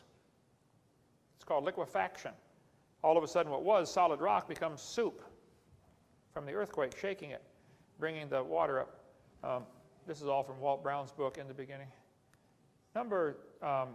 Seminar part 6, I have more on that topic, but I think it says in 2 Peter, the scoffers in the last days are willingly ignorant of the creation and the flood and the coming judgment. And I do want to get into the stuff on the coming judgment if we can here, but the flood, I think, can explain all the geology of the earth, you know, the canyons, etc. The layers would form very rapidly. There was an experiment done called Experiments in Stratification. There's a video of a guy at Fort Collins, Colorado. The Navy has a huge a place there where they do experiments in stratification, sedimentation, because when they park their submarines in the canyons to hide and spy on people, you know, sometimes the canyons fill in with mud. And so the Navy keeps pretty accurate maps of how deep is this canyon, et cetera, and how much mud washes in. And so they have a big flume, they call it. It's probably from here to the other end of the church, 3 feet wide, 4 feet deep, where they can pump water through this thing, and at the other end it pumps it back up, and there's glass sides on it. And they pour different sediments into the moving water to watch how it sorts it. It's very interesting. As the water's moving down, instead of depositing one layer at a time, it'll deposit 12 layers or 15 layers at a time. All parallel layers, all growing end to end. It's really cool. I should get that video. It was in here, but they got PowerPoint. There's now new version PowerPoint. Didn't take it. But Theodore, we need to get that. He's gone. That experiments in stratification video would answer your question more thoroughly. How you can get multiple layers of the same density separated by other stuff. Okay, long answer to short question. Who's got the mic there? Go ahead. I heard a rumor that you've predicted the second coming of Jesus Christ in 2028, and I was just wondering if there's any validity to that rumor, or if you could speak about that a little bit. You would not believe the rumors go around about me. If you get my book... I don't believe the rumors that go around about you, actually. Okay. But I just wanted to ask because it was one of the freshest ones that I found. Let me answer it here. Theodore, do you have one of my books back there? Any of my What on Earth is About to Happen book? Any left? You can get him to grab one of those. While I was writing that book from prison, I was sending out sections to be posted on various blog sites. I was moved 30 times while I was in prison, and during one of the moves,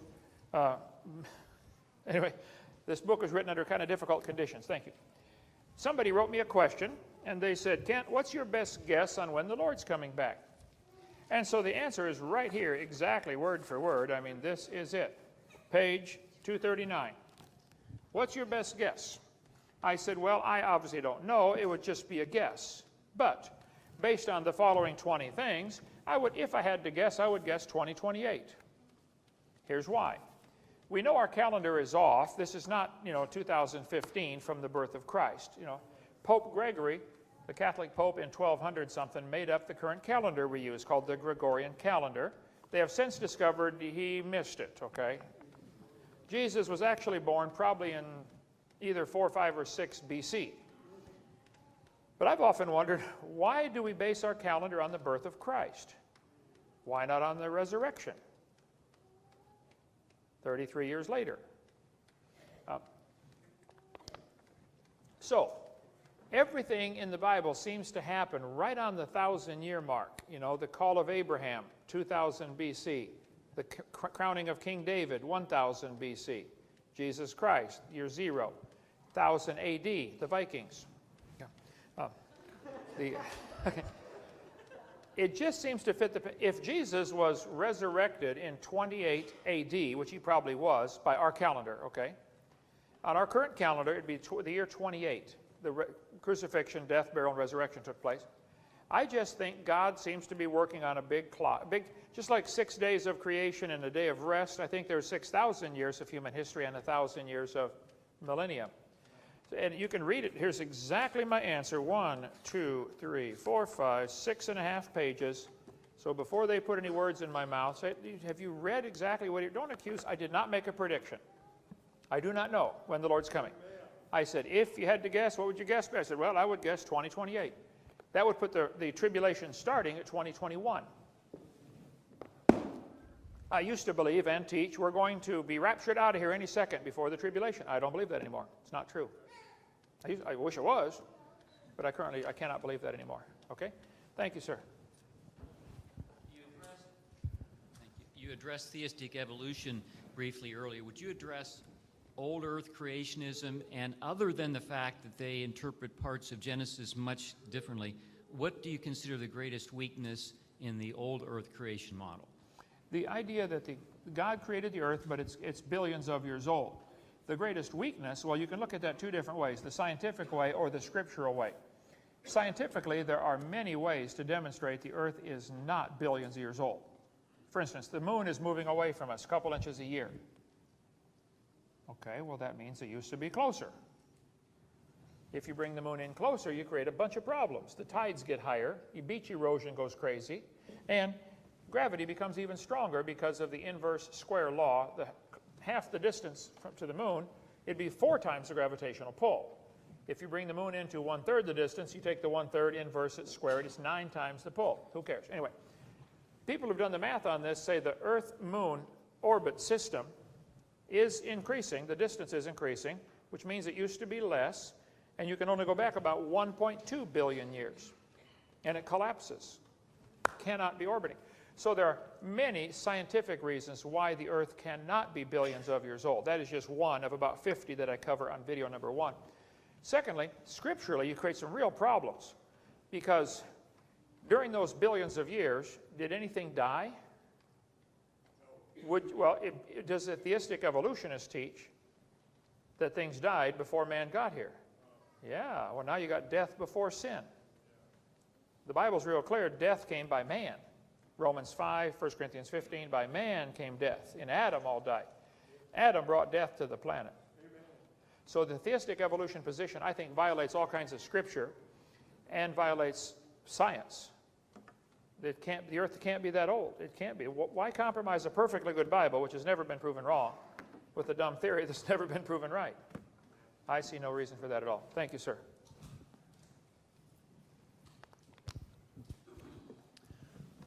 Your ministry, Creation Science Evangelism, was certainly impacted when you were put in prison.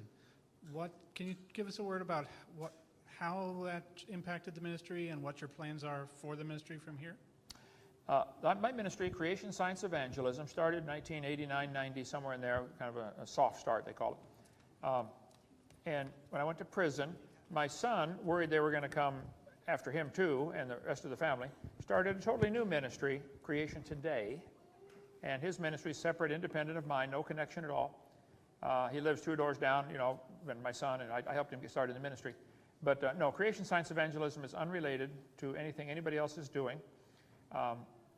The impact was, you know, total devastation as far as the finances. They took everything, you know. But God has been really good, blessing. You know, I'm amazed. I've been out 4 months yesterday, and it's just he's restoring what the cankerworm hath eaten. You know, so yeah, I'm thrilled that there are many new creation ministries out there. I wish there were thousands more, but mine is just getting going again, and so I appreciate. This is one of the first churches I preached at right here when I first got started 25 years ago. So great place to come back to. Thank you. Okay. Other questions, brother, right there? Yeah, when you debate an atheist or a scholar or whatnot, what is the most common argument from them, and what is your rebuttal? The biggest thing they seem to do, and you can watch the debates, we've got them on video, 20 of mine, they love to ridicule, you know, either they'll pick on your degree, where's your degree from? I say, well, Charlie Darwin didn't have a degree. Okay. So ignore my degree. If you don't like it, forget it. Call me Kent, call me Bubba, call me hey you moron, and let's get back to the topic, okay? So the biggest thing they do is when you get them cornered, they deflect it to something else, move to a new topic, okay? The Achilles heel of evolution, well, there are multiple Achilles heels, but there isn't enough time. It's easy to demonstrate. I say, guys, the sun is burning. Step outside and look at it. It's burning. It's losing 5 million tons a second. If you go back in time and add 5 million tons a second, the sun would be heavier. Yeah? Well, it's the sun's weight or mass that causes its gravitational attraction. You cannot say all these planets have been going around this sun while the sun is losing weight. It's not common sense. Not for millions of years. So again, you go back to the scientific evidence for a young universe, a young Earth, and the whole theory collapses. Plus, you point out there's no animal has ever produced any other kind of animal. There's just no evidence for evolution at all. So, as far as the Achilles heel, man, there are all kinds of. I try to tailor it to whoever I'm talking to. If I'm talking to a biologist, I use biological examples. If it's a geologist, use geology. You know, whatever they claim their specialty is, tailor it to that. Okay. Who's got the mic? Yes, ma'am. Could you give us in a nutshell why the gap theory does not work? I couldn't hear that. Why the what? The gap theory, the gap between Genesis 1:1 and 1:2. Okay, brother, can you go to seminar part 1? Is it part 1? Open up. My first slide in every one is hyperlinks to all the rest of them. I think one of those says gap theory. I have that in a booklet that I wrote called The Gap Theory. It's out there on the table. Also in, it's either seminar 1, okay, hit page down one time.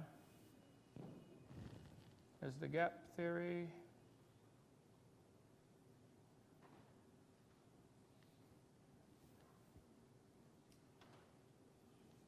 No.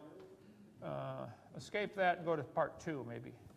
This is, like I said, if you ask the questions in the right order, it saves a lot of time.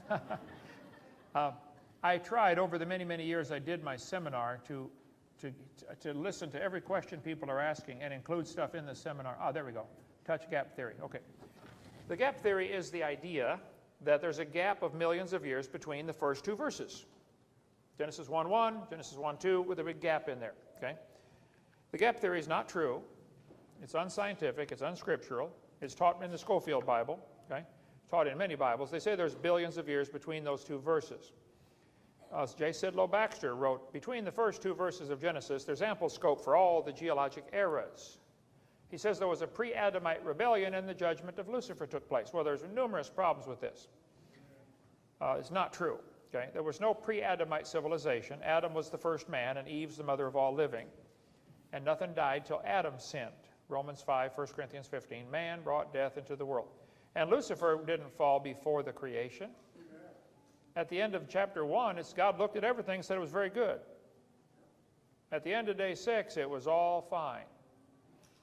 And in Ezekiel 28, it tells us Lucifer was in Eden until he sinned. Well, Eden wasn't even made till day 6. So no, it's simply not true. They'll use the phrase and say the earth was without form and void and say, aha, see, that means the earth was destroyed. No, no, no. It just means unformed, unfilled. He wasn't done yet. There's a book about that called Unformed, Unfilled. Now, Hugh Ross believes it's sort of a gap theory, more of a day-age theory. I debated him once. I don't think he'll do it again. I would be glad to. I wrote a booklet on it called The Gap Theory. I don't know, Theodore is out there. I don't know if we have any with us, but we have that at the ministry. We can get to you quickly if you want. It's just a little $2 booklet, 50 or 60 pages on why the gap theory is unscriptural, unscientific, and unnecessary. Unformed, unfilled just means unformed, unfilled. This house is unformed and it's unfilled. Doesn't mean it's been destroyed. Just not done yet, that's all. Just simply not done. Now, Jeremiah has a passage that uses the same phrase, without form and void, and in that case, it's talking about a city that has been destroyed. And certainly you can have, because it talks about the mountains and the birds and stuff in that passage. Well, they weren't made till, man wasn't made till day 6, so this is not talking about the creation. The Jeremiah passage is not talking anything about the creation. In Exodus 20, in the 10 Commandments, God wrote on a rock with his finger, in 6 days the Lord made heaven and earth, the sea, and all that in them is. What does it say? Well, it says he did it all in 6 days, which means there can't be a gap between the first 2 verses. And he blessed the 7th day. I think I don't know how many references to the 7th day. It's quite a few. In 6 days, the Lord made heaven and earth, and on the 7th day, he rested. So there are all kinds of scriptural reasons against the gap theory, which I cover on video. That's number 2, right? Seminar 2. You opened up part 2, didn't you? Yeah, okay, good. Thank you, thank you. Other questions? Yes, sir? Can you talk about how you changed your view on pre-trib versus post-trib? I can. Hit escape, and in the top left-hand corner is a folder marked Woe. What on earth slides? W-O-E, right on the yeah. When you open that, I think if you go to number 4, hey, Theodore, can you bring me one of those small charts in the small tube? I'll need one of those. Okay. My book I wrote, What on Earth is About to Happen, for heaven's sake, I did for a dissertation for a doctor's degree in prison.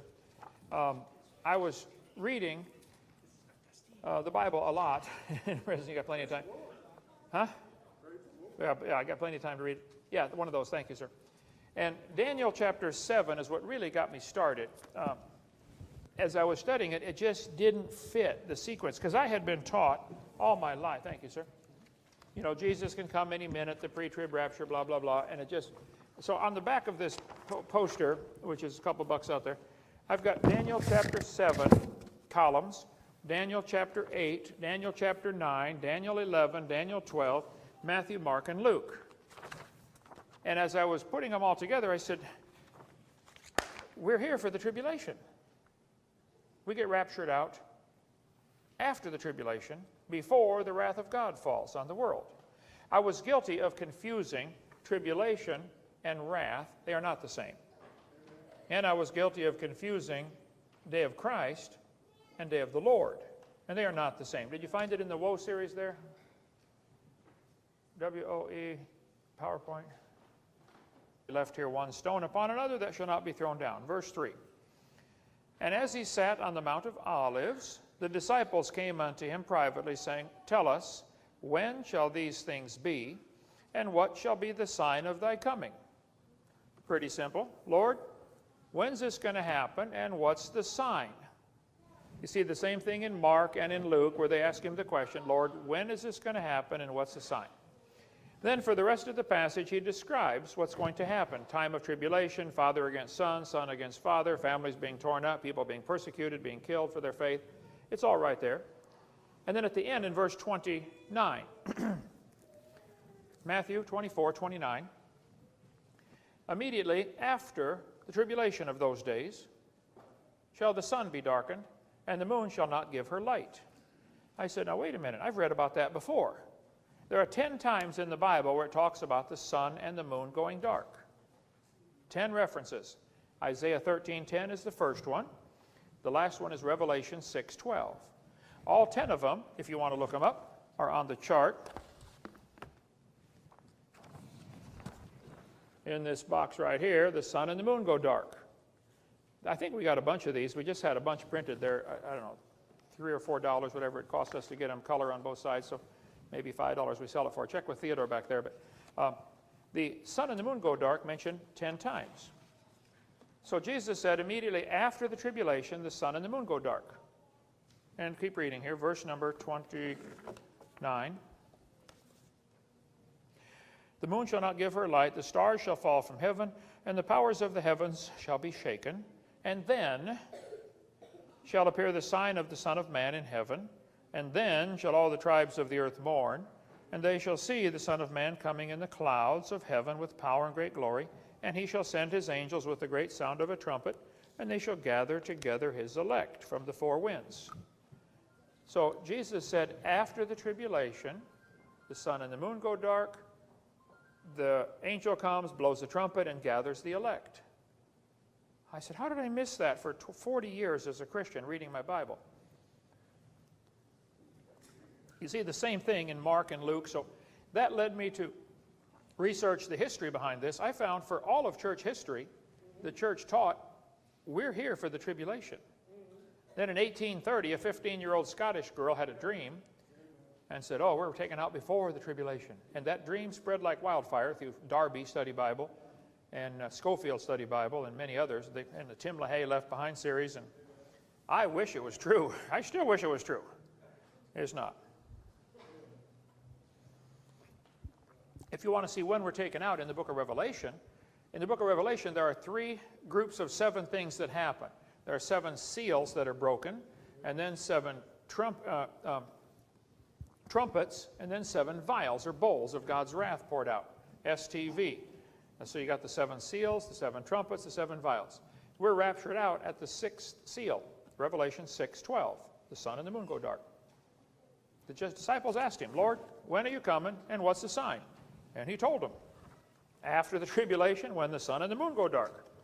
Could not be more clear. So I had to switch my theology about 2009, and then I wrote this book on that topic, you know, what on earth is about to happen. And since then, it has become confirmed 1,000 times more. I am more convinced than ever what the church always taught was correct. And that girl had that dream from too much pizza with peanut butter on it. And it's just not true. Okay, other questions? Who's got the mic there, brother? Hi, Dr. Hovind. It's good to see you out. There's a lot of debate over when Lucifer was cast out, or if he hasn't been cast out at all yet. So I just wondered, what's your opinion, what's your belief on that? Okay, on seminar part 2 about the Garden of Eden, I answer that in great detail. We know from Ezekiel 28 that Lucifer was in Eden until iniquity was found in him. Well, Eden wasn't made till day 6. So if he was in Eden for a while as a good guy, he had to fall from heaven after day 6. We also know from Ezekiel 28, twice it says Lucifer was created.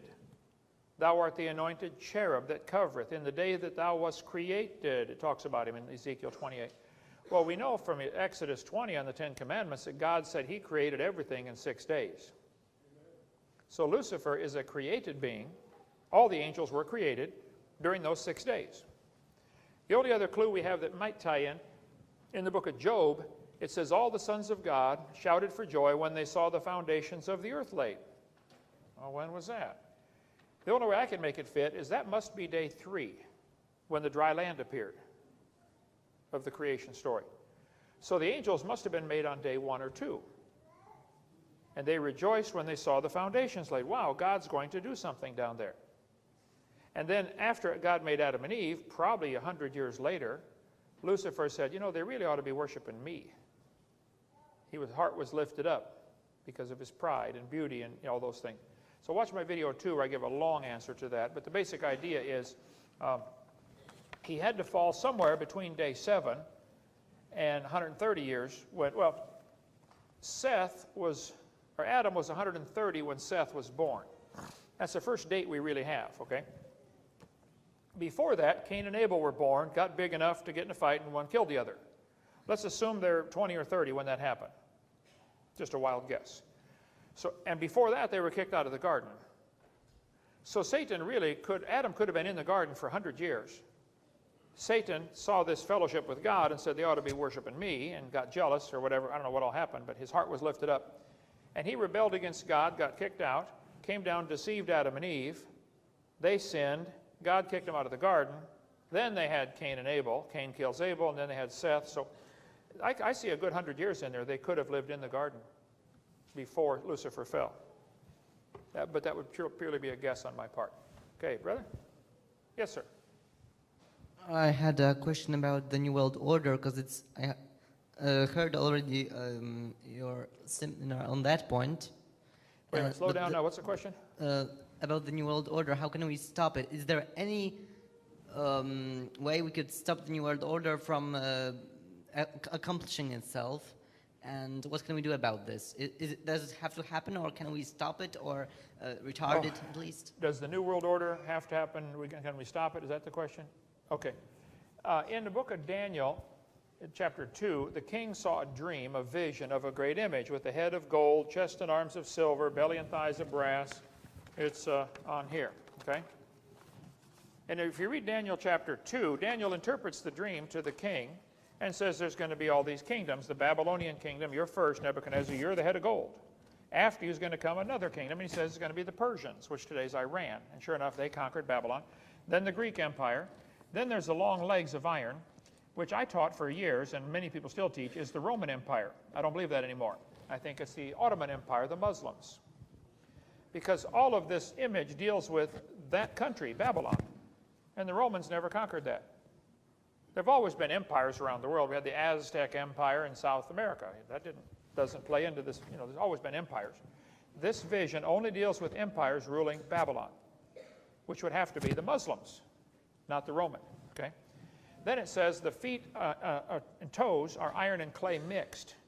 And it says the final kingdom of 10 kingdoms going to get together, which I think now is probably going to be 10 Muslim kingdoms get together to conquer Israel.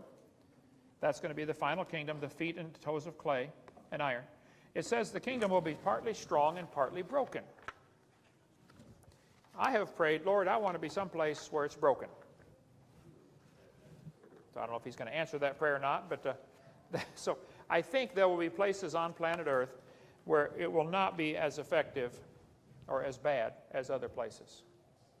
Okay, let's see. A couple of more here, and we'll take a break, brother.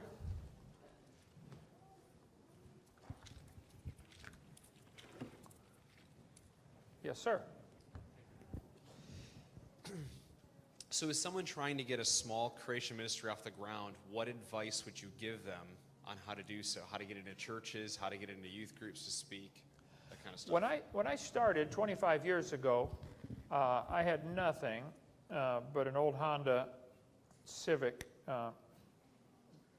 and we would go buy videotapes at Walmart and unwrap them and put them in the machine and copy. We set the alarm to go up, get up every 2 hours to change tapes to make more copies, okay?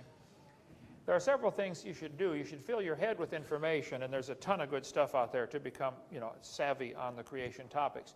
You can see the type of questions that come up. It's the same ones over and over. What about dinosaurs? What about cavemen? What about carbon dating? What about the age of the earth? And stuff that I cover in my seminar. So you fill your head. But more importantly, I think you fill your heart with the love for the Lord. And because some of the creation guys out there speaking on creation, there's no kind way to tell them, but they're boring. They're trying so hard to reach the intellectuals, use all the big words. And after you get all done listening to them, you say, wow, what did he say? That is the last thing I want, okay? I think I can hold my own against those guys in a debate if I need to, but you can see the kids love being around me because I'm 4th grade level. I'm going to stay there, okay? So I would encourage someone who wants to get involved in a creation ministry to quit trying to learn all the big fancy words and impress the scholars. You're not going to impress them anyway.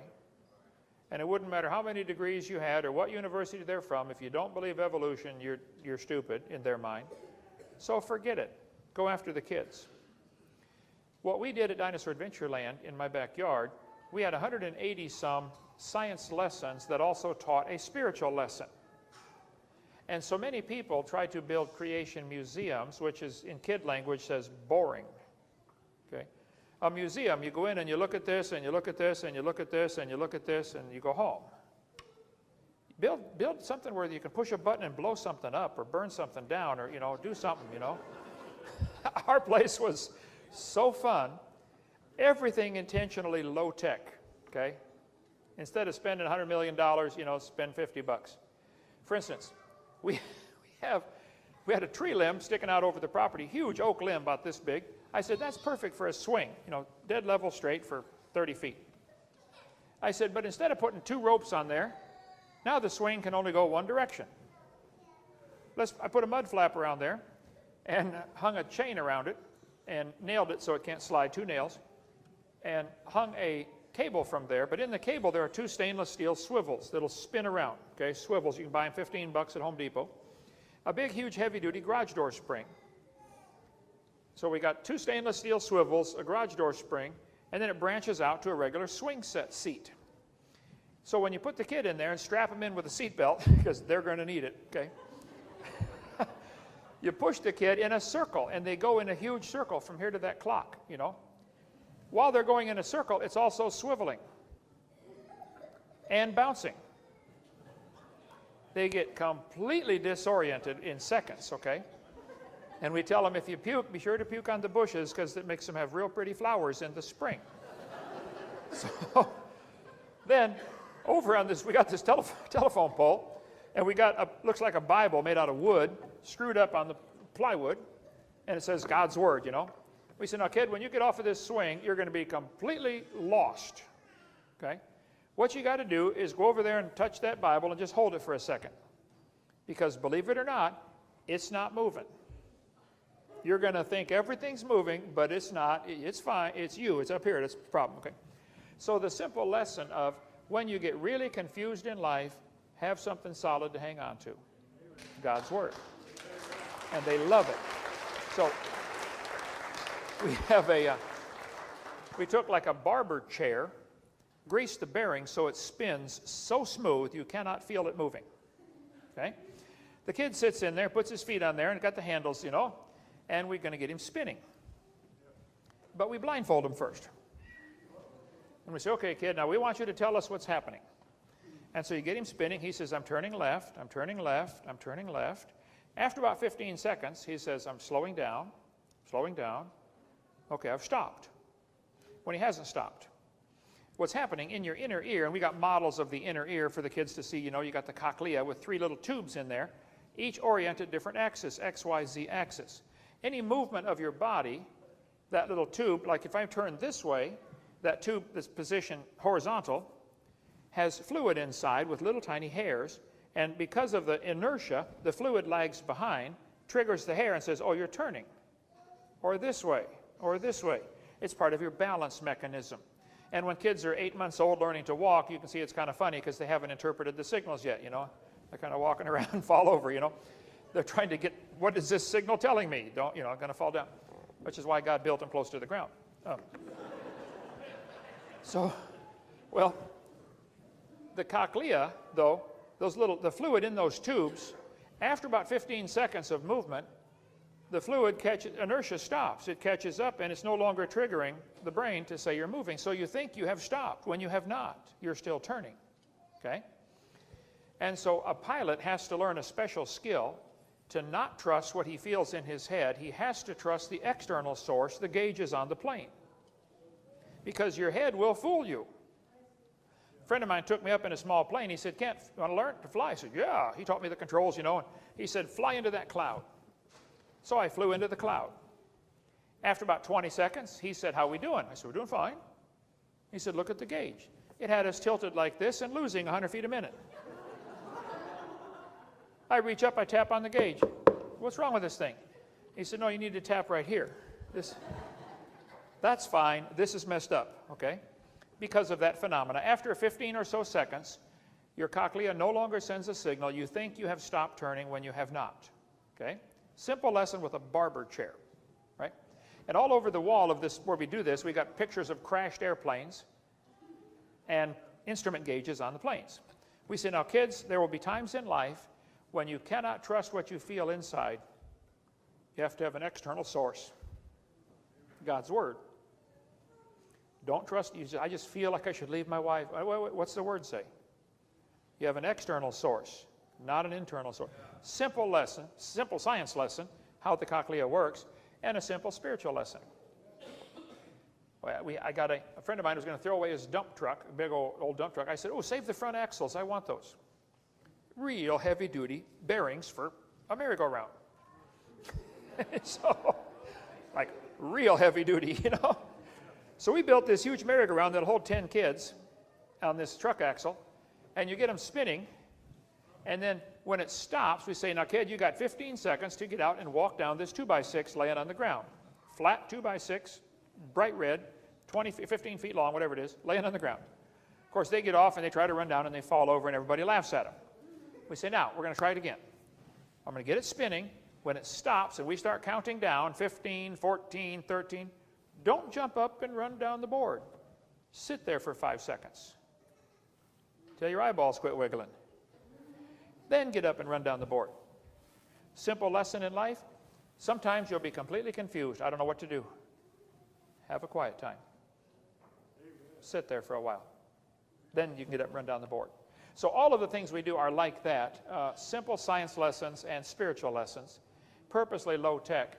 And I am not trying very hard to reach all the intellectual atheists in the world. There's too many kids that want to hear. See, if you had to plow your yard to plant a garden to feed your family, and half your yard was good soil and half was hard rock, don't waste time on the rock until you're sure you got a crop coming. You know, plow what the good soil is first to get the crop coming. If I got time, I'll go work on the rock. If I don't, oh well, you know. So I don't waste a lot of time. The atheists come to me, and I can talk to them, you know, but I go do debates at universities, and I've done 105. I've not led any to the Lord. I'm 0 for 105. But I don't do it to try to win them to the Lord, though I'd like to. I do it to help the students that have to listen to those guys, and that helps. So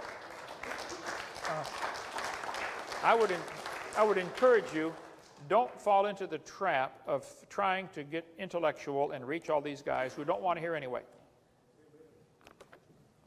If you're going to build a Dinosaur Adventureland type thing, do it for kids and make it fun. At the end of the day, at closing time, the kids would cry. Do we have to go home? Yes, kid, we got to eat. Get out of here, please, okay? You know? One family came, they spent 2 days, and it's just in my backyard, 5 acres, okay? One family came, they spent 2 days at our place, went 2 days to Disneyland. On the way home, the kids said to the parents, why did we waste 2 days at Disney? It is, I wake up and I get the strange ideas all the time. Like, wow, we could do that. Yeah, that would work. You know, and I write it down. I learned years ago, if you eat a lot of pizza with peanut butter on it, you get cool ideas at 3 in the morning. That's how I got my daughter, but that's another question. But so you, wow, we could do that. I still have thousands of more things I want to do at Dinosaur Adventureland, okay? So first I got to get a bunch of money and a bunch of property, and then we'll work on that, but that's God's problem. So I would encourage you to, I know most of the creationist speakers out there, and it's sad to me that they're trying so hard to reach the people who probably you're not going to reach anyway. Don't waste time on them, okay? We don't need any more of the intellectuals out there reaching the intellectuals. We need people reaching kids like that and that and that, okay? Other questions? We got to quit? No, the Word says all things work together for good for those who love the Lord and call upon Him with purpose.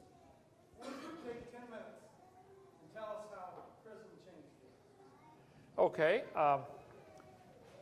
We purchased properties in our neighborhood to expand the Dinosaur Adventureland ministry.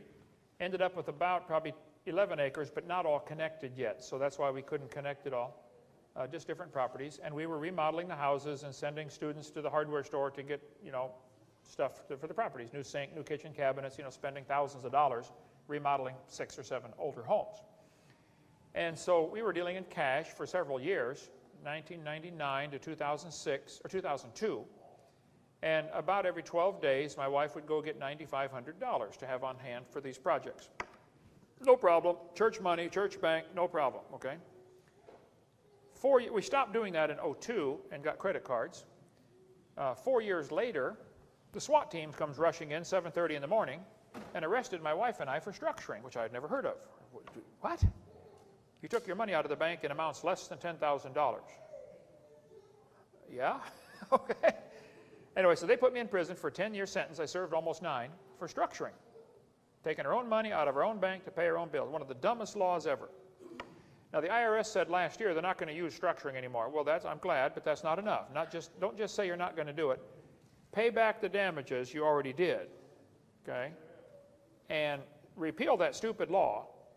Congress needs to be feeling the heat from everybody. Would you get rid of that stupid structuring law? Just repeal it, period. Because the IRS is using it as a club to beat innocent people. Last year they seized 150 small business bank accounts just because they were dealing in amounts less than $10,000. Only reason. Wow. Dumb law, okay? So I went off to prison, a shock to my system. November 2nd is when I went in. That's 9 years and 4 days ago. Right away, of course, it's emotional roller coaster at first, Then I began soaking my brain in the Bible and reading God why, and half the Bible is written from prison or captivity, or people that experienced one of those. So I will have to say it was a wonderful time in 1,000 ways. God used it greatly. I don't want to do it again, but if you go, it's not the end of the world, okay? I started doing Bible studies. I realized right away I'm in a room with a whole bunch of other hurting men. So we did 4 Bible studies a day, had about 800 men get saved and change lives. It was incredible. There's a website called Kent's Converts where some people, I can't write to felons, but other people can if you want to get a hold of them. And some of them are con men, and they'll try to talk you out of money, blah, blah, blah, Sorry about that, okay? Just write to them and say, no money, I'll just encourage you. Unless you want to give them some money. Believe me, it gets desperate in there for some of the guys. You don't have anything, nothing. And some of them, as soon as they go to prison, their family abandons them, and everybody just abandons them. So it's pretty sad. It caused me to dig deeper in many things. I did read, I'm a readaholic anyway, and I read a lot of various topics, and caused me to change my theology, which I think was almost worth going to prison to write this book. I wrote, soon after I went, I began writing letters called Dear God. As if I'm, then we changed it to Dear God, knee mail. I'm on my knees. God, why did you let this happen? John the Baptist, writing from prison. God, I was preaching what you told me to preach, and Herod threw me in jail, and they're going to come in tomorrow to cut my head off. Why did you do this? If you haven't asked that question, you will. You'll have times in your life where you wonder, why did this happen to me? So we are working now on getting all those letters, which I wrote, probably 800 of them, I wrote one as if it was the chess piece, the rook, the castle, writing from the sideline to the chess master. Why did you let me get taken out of the game? I went exactly where you told me to go. I did exactly what you told me to do. And they took me out of the game. Why? So the chess master writes back, oh, you did exactly right. Because of your moving there and you're getting taken out, that exposed the queen. I'm going to win this game in 5 moves. I know what I'm doing. And so you'll have things happen in your life, you're going to wonder why. And so this book, What on Earth is About to Happen, was a great blessing to write. But the new series of books is going to be Why on Earth Did God Let This Happen? And we're looking for artists now. I'm meeting with one in Tennessee when I go home, artists who can do artwork to illustrate all those stories. Most of them are 1, 2, 3 page. And I want stories to illustrate. I'm going to put each 6 months in a book. So the first 6 months of 07 will be a book, and the second 6 months will be a new book. Each one will be 150 pages, these books, as we put them out, as we can afford them. I mean, when you publish a book, you got to say, you know, I want 3,000 of these printed. Okay, that'll be $15,000 or $20,000. Okay, well, now what? You know, once you sell them, it's great, but until then, it's like, whew. So I wrote 37 books from prison, and it was, like I said, in many ways a wonderful time. God was so good. It caused my son to grow up and to become independent evangelist, doing a great job. It caused a lot of other people to wake up to the dangers of what's happening in our country. If they can lock up Kent Hovind, they can lock up anybody. I mean, it's scary what's happening in our country. It caused me to see the insanity of our whole prison system. I'm embarrassed that as a Christian for 40 years I did not see that prisons should not exist at all. I was guilty of being a right-wing radical, you know, tough on crime, lock them up and throw away the key. No, in the Bible you get a fine, a beating, or executed. No prisons. God never authorizes prisons one time. The prisons in here are done by the heathen, the Egyptians, the Romans, the Greeks, but God never authorizes prison. Either fine them, you steal my sheep, pay back 4 sheep. For certain crimes you get a beating. Other crimes you get executed. And that's merciful. People say they're against the death penalty. What do you want instead? Life sentence. Well, life sentence is a death sentence. Hello. Just takes longer, costs more. Got to feed them now for 40 years. And if someone rapes your daughter, she doesn't need to pay for his groceries for 20 years and worry about him getting out. She needs to watch him get killed, you know, fried, shot, executed, hung, whatever, you know, lethal injection. And then go spit on his grave every week until she heals up emotionally. That's common sense 101. So it changed me in many ways on things like that. I had to switch to post-trib, pre-wrath. I had to switch to I'm against the prison system totally, completely. I would shut it down. I asked 1,000 guys while I was in prison. I said, let me ask you a question. If you were found guilty of a crime and the judge said, you have a choice. Do you want 5 years or 20 lashes? Which would you take? All of them said the 20 lashes. I said, which would be a better deterrent to not do it again? All of them said the 20 lashes. Which would be cheaper for society? 20 lashes. Hire Bubba, get the job done, go home. I said, which would be better for your family? Well, 20 lashes. If I had gotten 20 lashes instead of 5 years, I wouldn't have lost my job, wouldn't have lost my family, wouldn't have lost, you know, on and on and on. The way we're doing it is insane. And it's because judges and lawyers and congressmen are allowed to own stock in the prison system. So the longer they lock them up, the better for their retirement program. The governor of Mississippi, Haley Barbour, owns the property where the federal prison is built. He has a 99-year lease, probably $50,000 a month, I'm guessing, leasing thousands of acres to the federal government. They built their prisons there. I was in that prison for a while. His son, Haley Barbour Jr., is the chief federal judge in Jackson, Mississippi.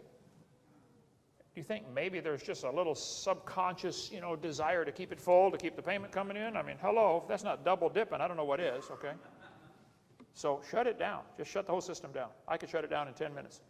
I'd go through and give the guys an option. You got 3 years left on your sentence. You want 10 lashes right now and go home? come back for the same crime, it's going to be 20 lashes. It'll work. I'm telling you, God says that's how to do it, so I'm assuming he knows what he's talking about, okay? I know with my daddy, lashes worked really good. You can do that again, son? No, Daddy, never, never, never. Okay. All right. We need to take a break. Let's start up again, say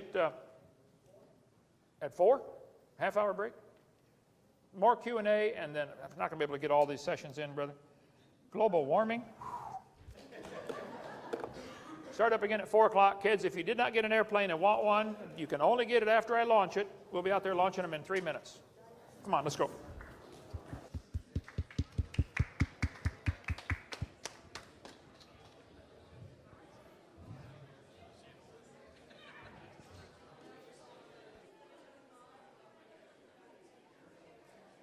In England, it was the long-age uniformitarian geology and the theory of evolution that changed us from a Christian to a pagan nation.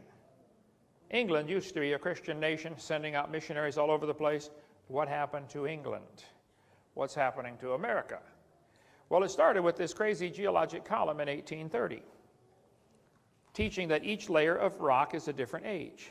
By the way, there's only one place in the world where you will ever find the geologic column.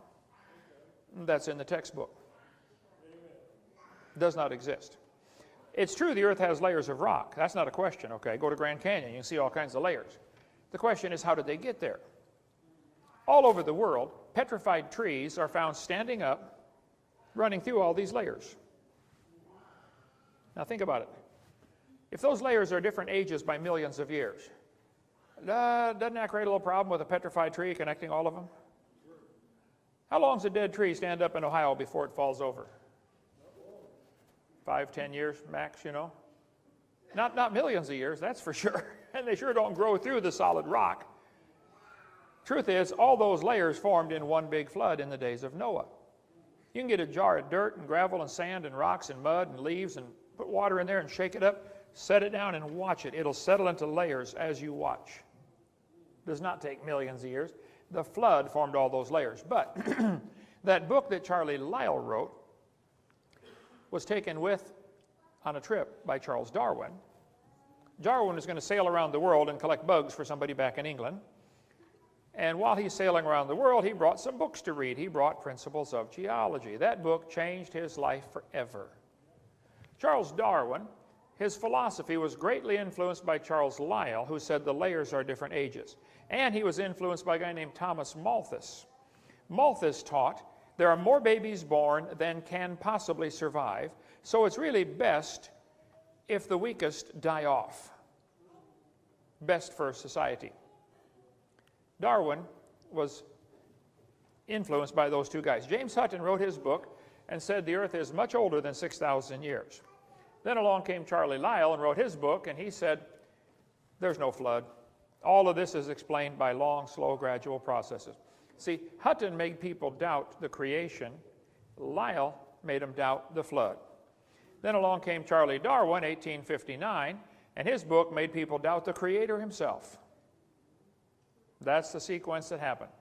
And by 1860 or so, the world was falling apart morally because they'd lost their bearings. Lyell said the earth was more than 6,000 years old. His book on geology made people doubt the flood, and Darwin's book made people doubt the Creator. And for the next 50 years, this godless thinking of humanism, communism, racism, socialism, Nazism teaching. So here's some of the things we covered back in part 4, which we did not get to cover today, but you can get on videotape out there. Okay, James Hutton, back in 1795, wrote a book called Theory of the Earth. In that book, he said the earth is much older than people think. Now, at that time, most people thought, hey, you add up the dates in the Bible and it comes to 6,000 years old, which is what it comes to. So most people, even though they weren't all Christians back in the late 1700s, they were strongly influenced by Christianity and the Bible, and they thought, hey, the earth is about 6,000 years old. James Hutton said, the earth is much older than that. And people began to doubt the first couple verses of Genesis.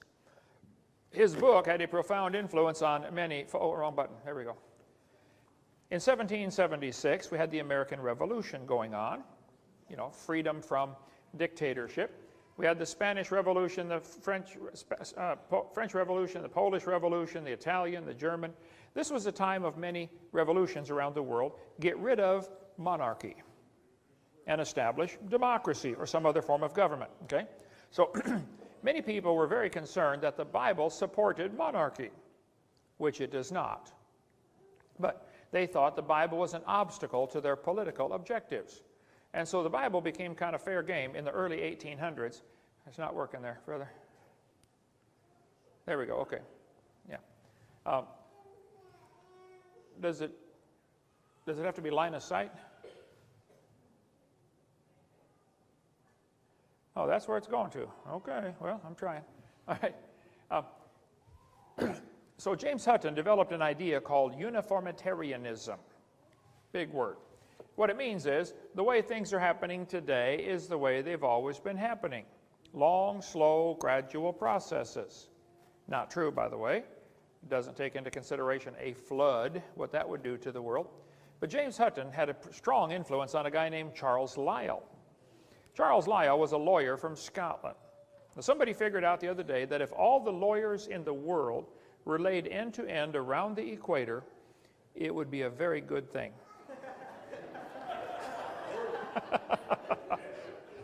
Charles Lyell hated the Bible. Charles Lyell wrote 3 books. Here's his first one, Principles of Geology, 1830. Charles Lyell, in these books, invented what today is called the geologic column. Now, kids, when you go to school, probably 8th grade or 9th grade, you're going to have some kind of earth science class, and they're going to tell you each of the layers of rock is a different age. Cenozoic, Mesozoic, Paleozoic, Archaeozoic, and maybe you saw the movie Jurassic Park, named after the Jurassic layer. The entire geologic column was invented in 1830 by Charles Lyell. And Taylor said, I myself have little doubt that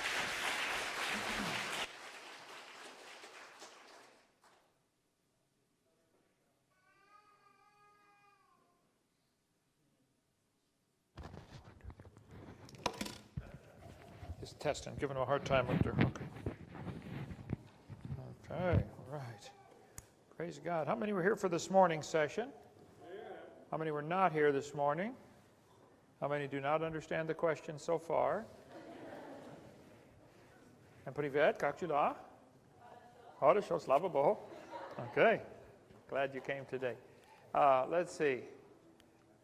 This is going to cover what they asked me to cover. Let me double check here. Make sure you want this. Boy, that's what they want. The dangers of this evolution theory. It's not just a dumb idea. It's an extremely dangerous philosophy that has led to all kinds of problems in the world. Anyway, glad you're here. My name's Ken Hovind, has been a long time. Taught high school science 15 years, and then 1989 began a ministry called Creation Science Evangelism, speaking out on creation versus evolution. And I take the position without apology that the Bible is the infallible, inspired, inerrant word of the living God. Believe it from cover to cover. And obviously this is part 5, and we're skipping a whole lot of what's in my seminar in the blue series of tapes back there, 18 hours long, on all kinds of topics, the age of the earth, dinosaurs, where they fit in, carbon dating, and we'll have Q&A time here in just a little bit. But any questions are fair game. Our new website is 2peter3.com. If you want to get us there, if you go to drdino.com, that links over to my son's website for now, for another few weeks, and it'll come to ours. His site is creationtoday.org. Okay. There. What on earth is happening? Most people are a little nervous about world events and what's going on. If you haven't noticed, the world is falling apart. Morally, economically, socially, it's falling apart. Why is this evolution theory so dangerous, and what should we do about it? All right, that's just a couple thoughts. What on earth is happening here? In part 1, we talk about the Big Bang Theory and the age of the earth. I did not get time to cover all that today, but we show how that the earth cannot possibly be billions of years old. Part 2, we explain why they lived to be 900 years old. Why did the people before the flood live to be 900? Something was different back then. And part 3, we talk about where dinosaurs fit in. Part 4 is one of my favorite ones. It's 2.5 hours long, showing 50-some lies in the textbooks that are used to push the evolution theory. But in this one, part 5, we're going to talk about how dangerous this philosophy of evolution is. And the last 150 years, we show some of the deadly effects of the evolution. Oh, my goodness. I live out in the middle of the cornfield, and I know now why I do. Again, we're grateful for everybody that's come, and it's a great honor to have Dr. Hovind with us. Dr. Hovind, I don't know if you know this or not. There's a group of Russians over here, Russian-American, American Russians. Stand up of you all. So internationally, you're touching them today. In fact, our buddy Peter came down to Pensacola for the first trial, second trial. So he's been actively involved with it as well. What's that name? Sisters went too. So the Russians showed up on maybe the Russians aren't our enemies after all, huh? I figure out how that one goes. So we're going to go for a couple hours here, then we'll take another hour break. And I should have said this sooner. Dr. Hovind will be speaking here tomorrow morning. At 10 o'clock, they will do like a combined adult Bible study. That might be an interesting thing to come to. And then at 11 o'clock, they'll have their service, and he'll be speaking in the service at 11 o'clock as well. And then 6 o'clock tomorrow night, he's going to be over in the Coshocton area of Warsaw, Ohio, if you know anybody over that way. He's going to speak over there tomorrow night. We're excited about this. On Tuesday morning, we were lucky enough to sneak him into Thomas Worthington High School, where he's going to speak to about 150 seniors at Thomas Worthington High School, and I imagine he's going to turn that place upside down. So, you know, I just from a guy who does a lot of traveling, it probably seems to everybody to be glamorous, but for he and Theodore to be on the road the way they are, let me tell you, it really wears you out. And he's going to be here for a few days, and he's going to go to Scranton, Pennsylvania next weekend. When I first spoke to him about 5 or 6 weeks ago, he said, I'm going to try to keep the traveling down a little bit, and now all you have to do is go to his website, and you can see that people all across America, again, would love to have him come. In fact, we're going to go together to the museum down in the Creation Museum in Kentucky. We're going to go there Monday morning. He's never been there, so give him some ideas of what he's going to do with his own museum when he gets it set back up. So, without any further ado, come up and entertain us and inform us here. I don't know, have you guys noticed this? This has been so fascinating to me. He has a heart to go after those young kids, right? We get the truth into those young kids. They'll never lose it. Train up a child in the way he should go. Look back over my own life and the mistakes I made with my own children, assuming the public schools were teaching them the right things. And we're shocked to find out now that 70% of church kids, when they go to college, 70% of them leave the faith. 70% are leaving. And because they've left the faith, because we're not able to defend the very stuff he's trying to teach us how to defend. So, again, Dr. Hovind, God bless you, and thanks for being here. All grew out of this one basic idea: there's no God. We're God. We make the rules. Fred Hoyle said, I'm haunted by a conviction that the nihilistic philosophy, which so-called educated opinion chose to adopt following the publication of Origin of Species, committed mankind to a course of automatic self-destruction. A doomsday was then set ticking. And folks, we're about to see that come to pass here, I think, pretty soon. They're falling apart. Darwin said, often a cold shudder has run through me as I have asked myself whether I've devoted myself to a fantasy. Yes, Charlie, you devoted your whole life to a fantasy. Evolution is a fantasy. It doesn't happen.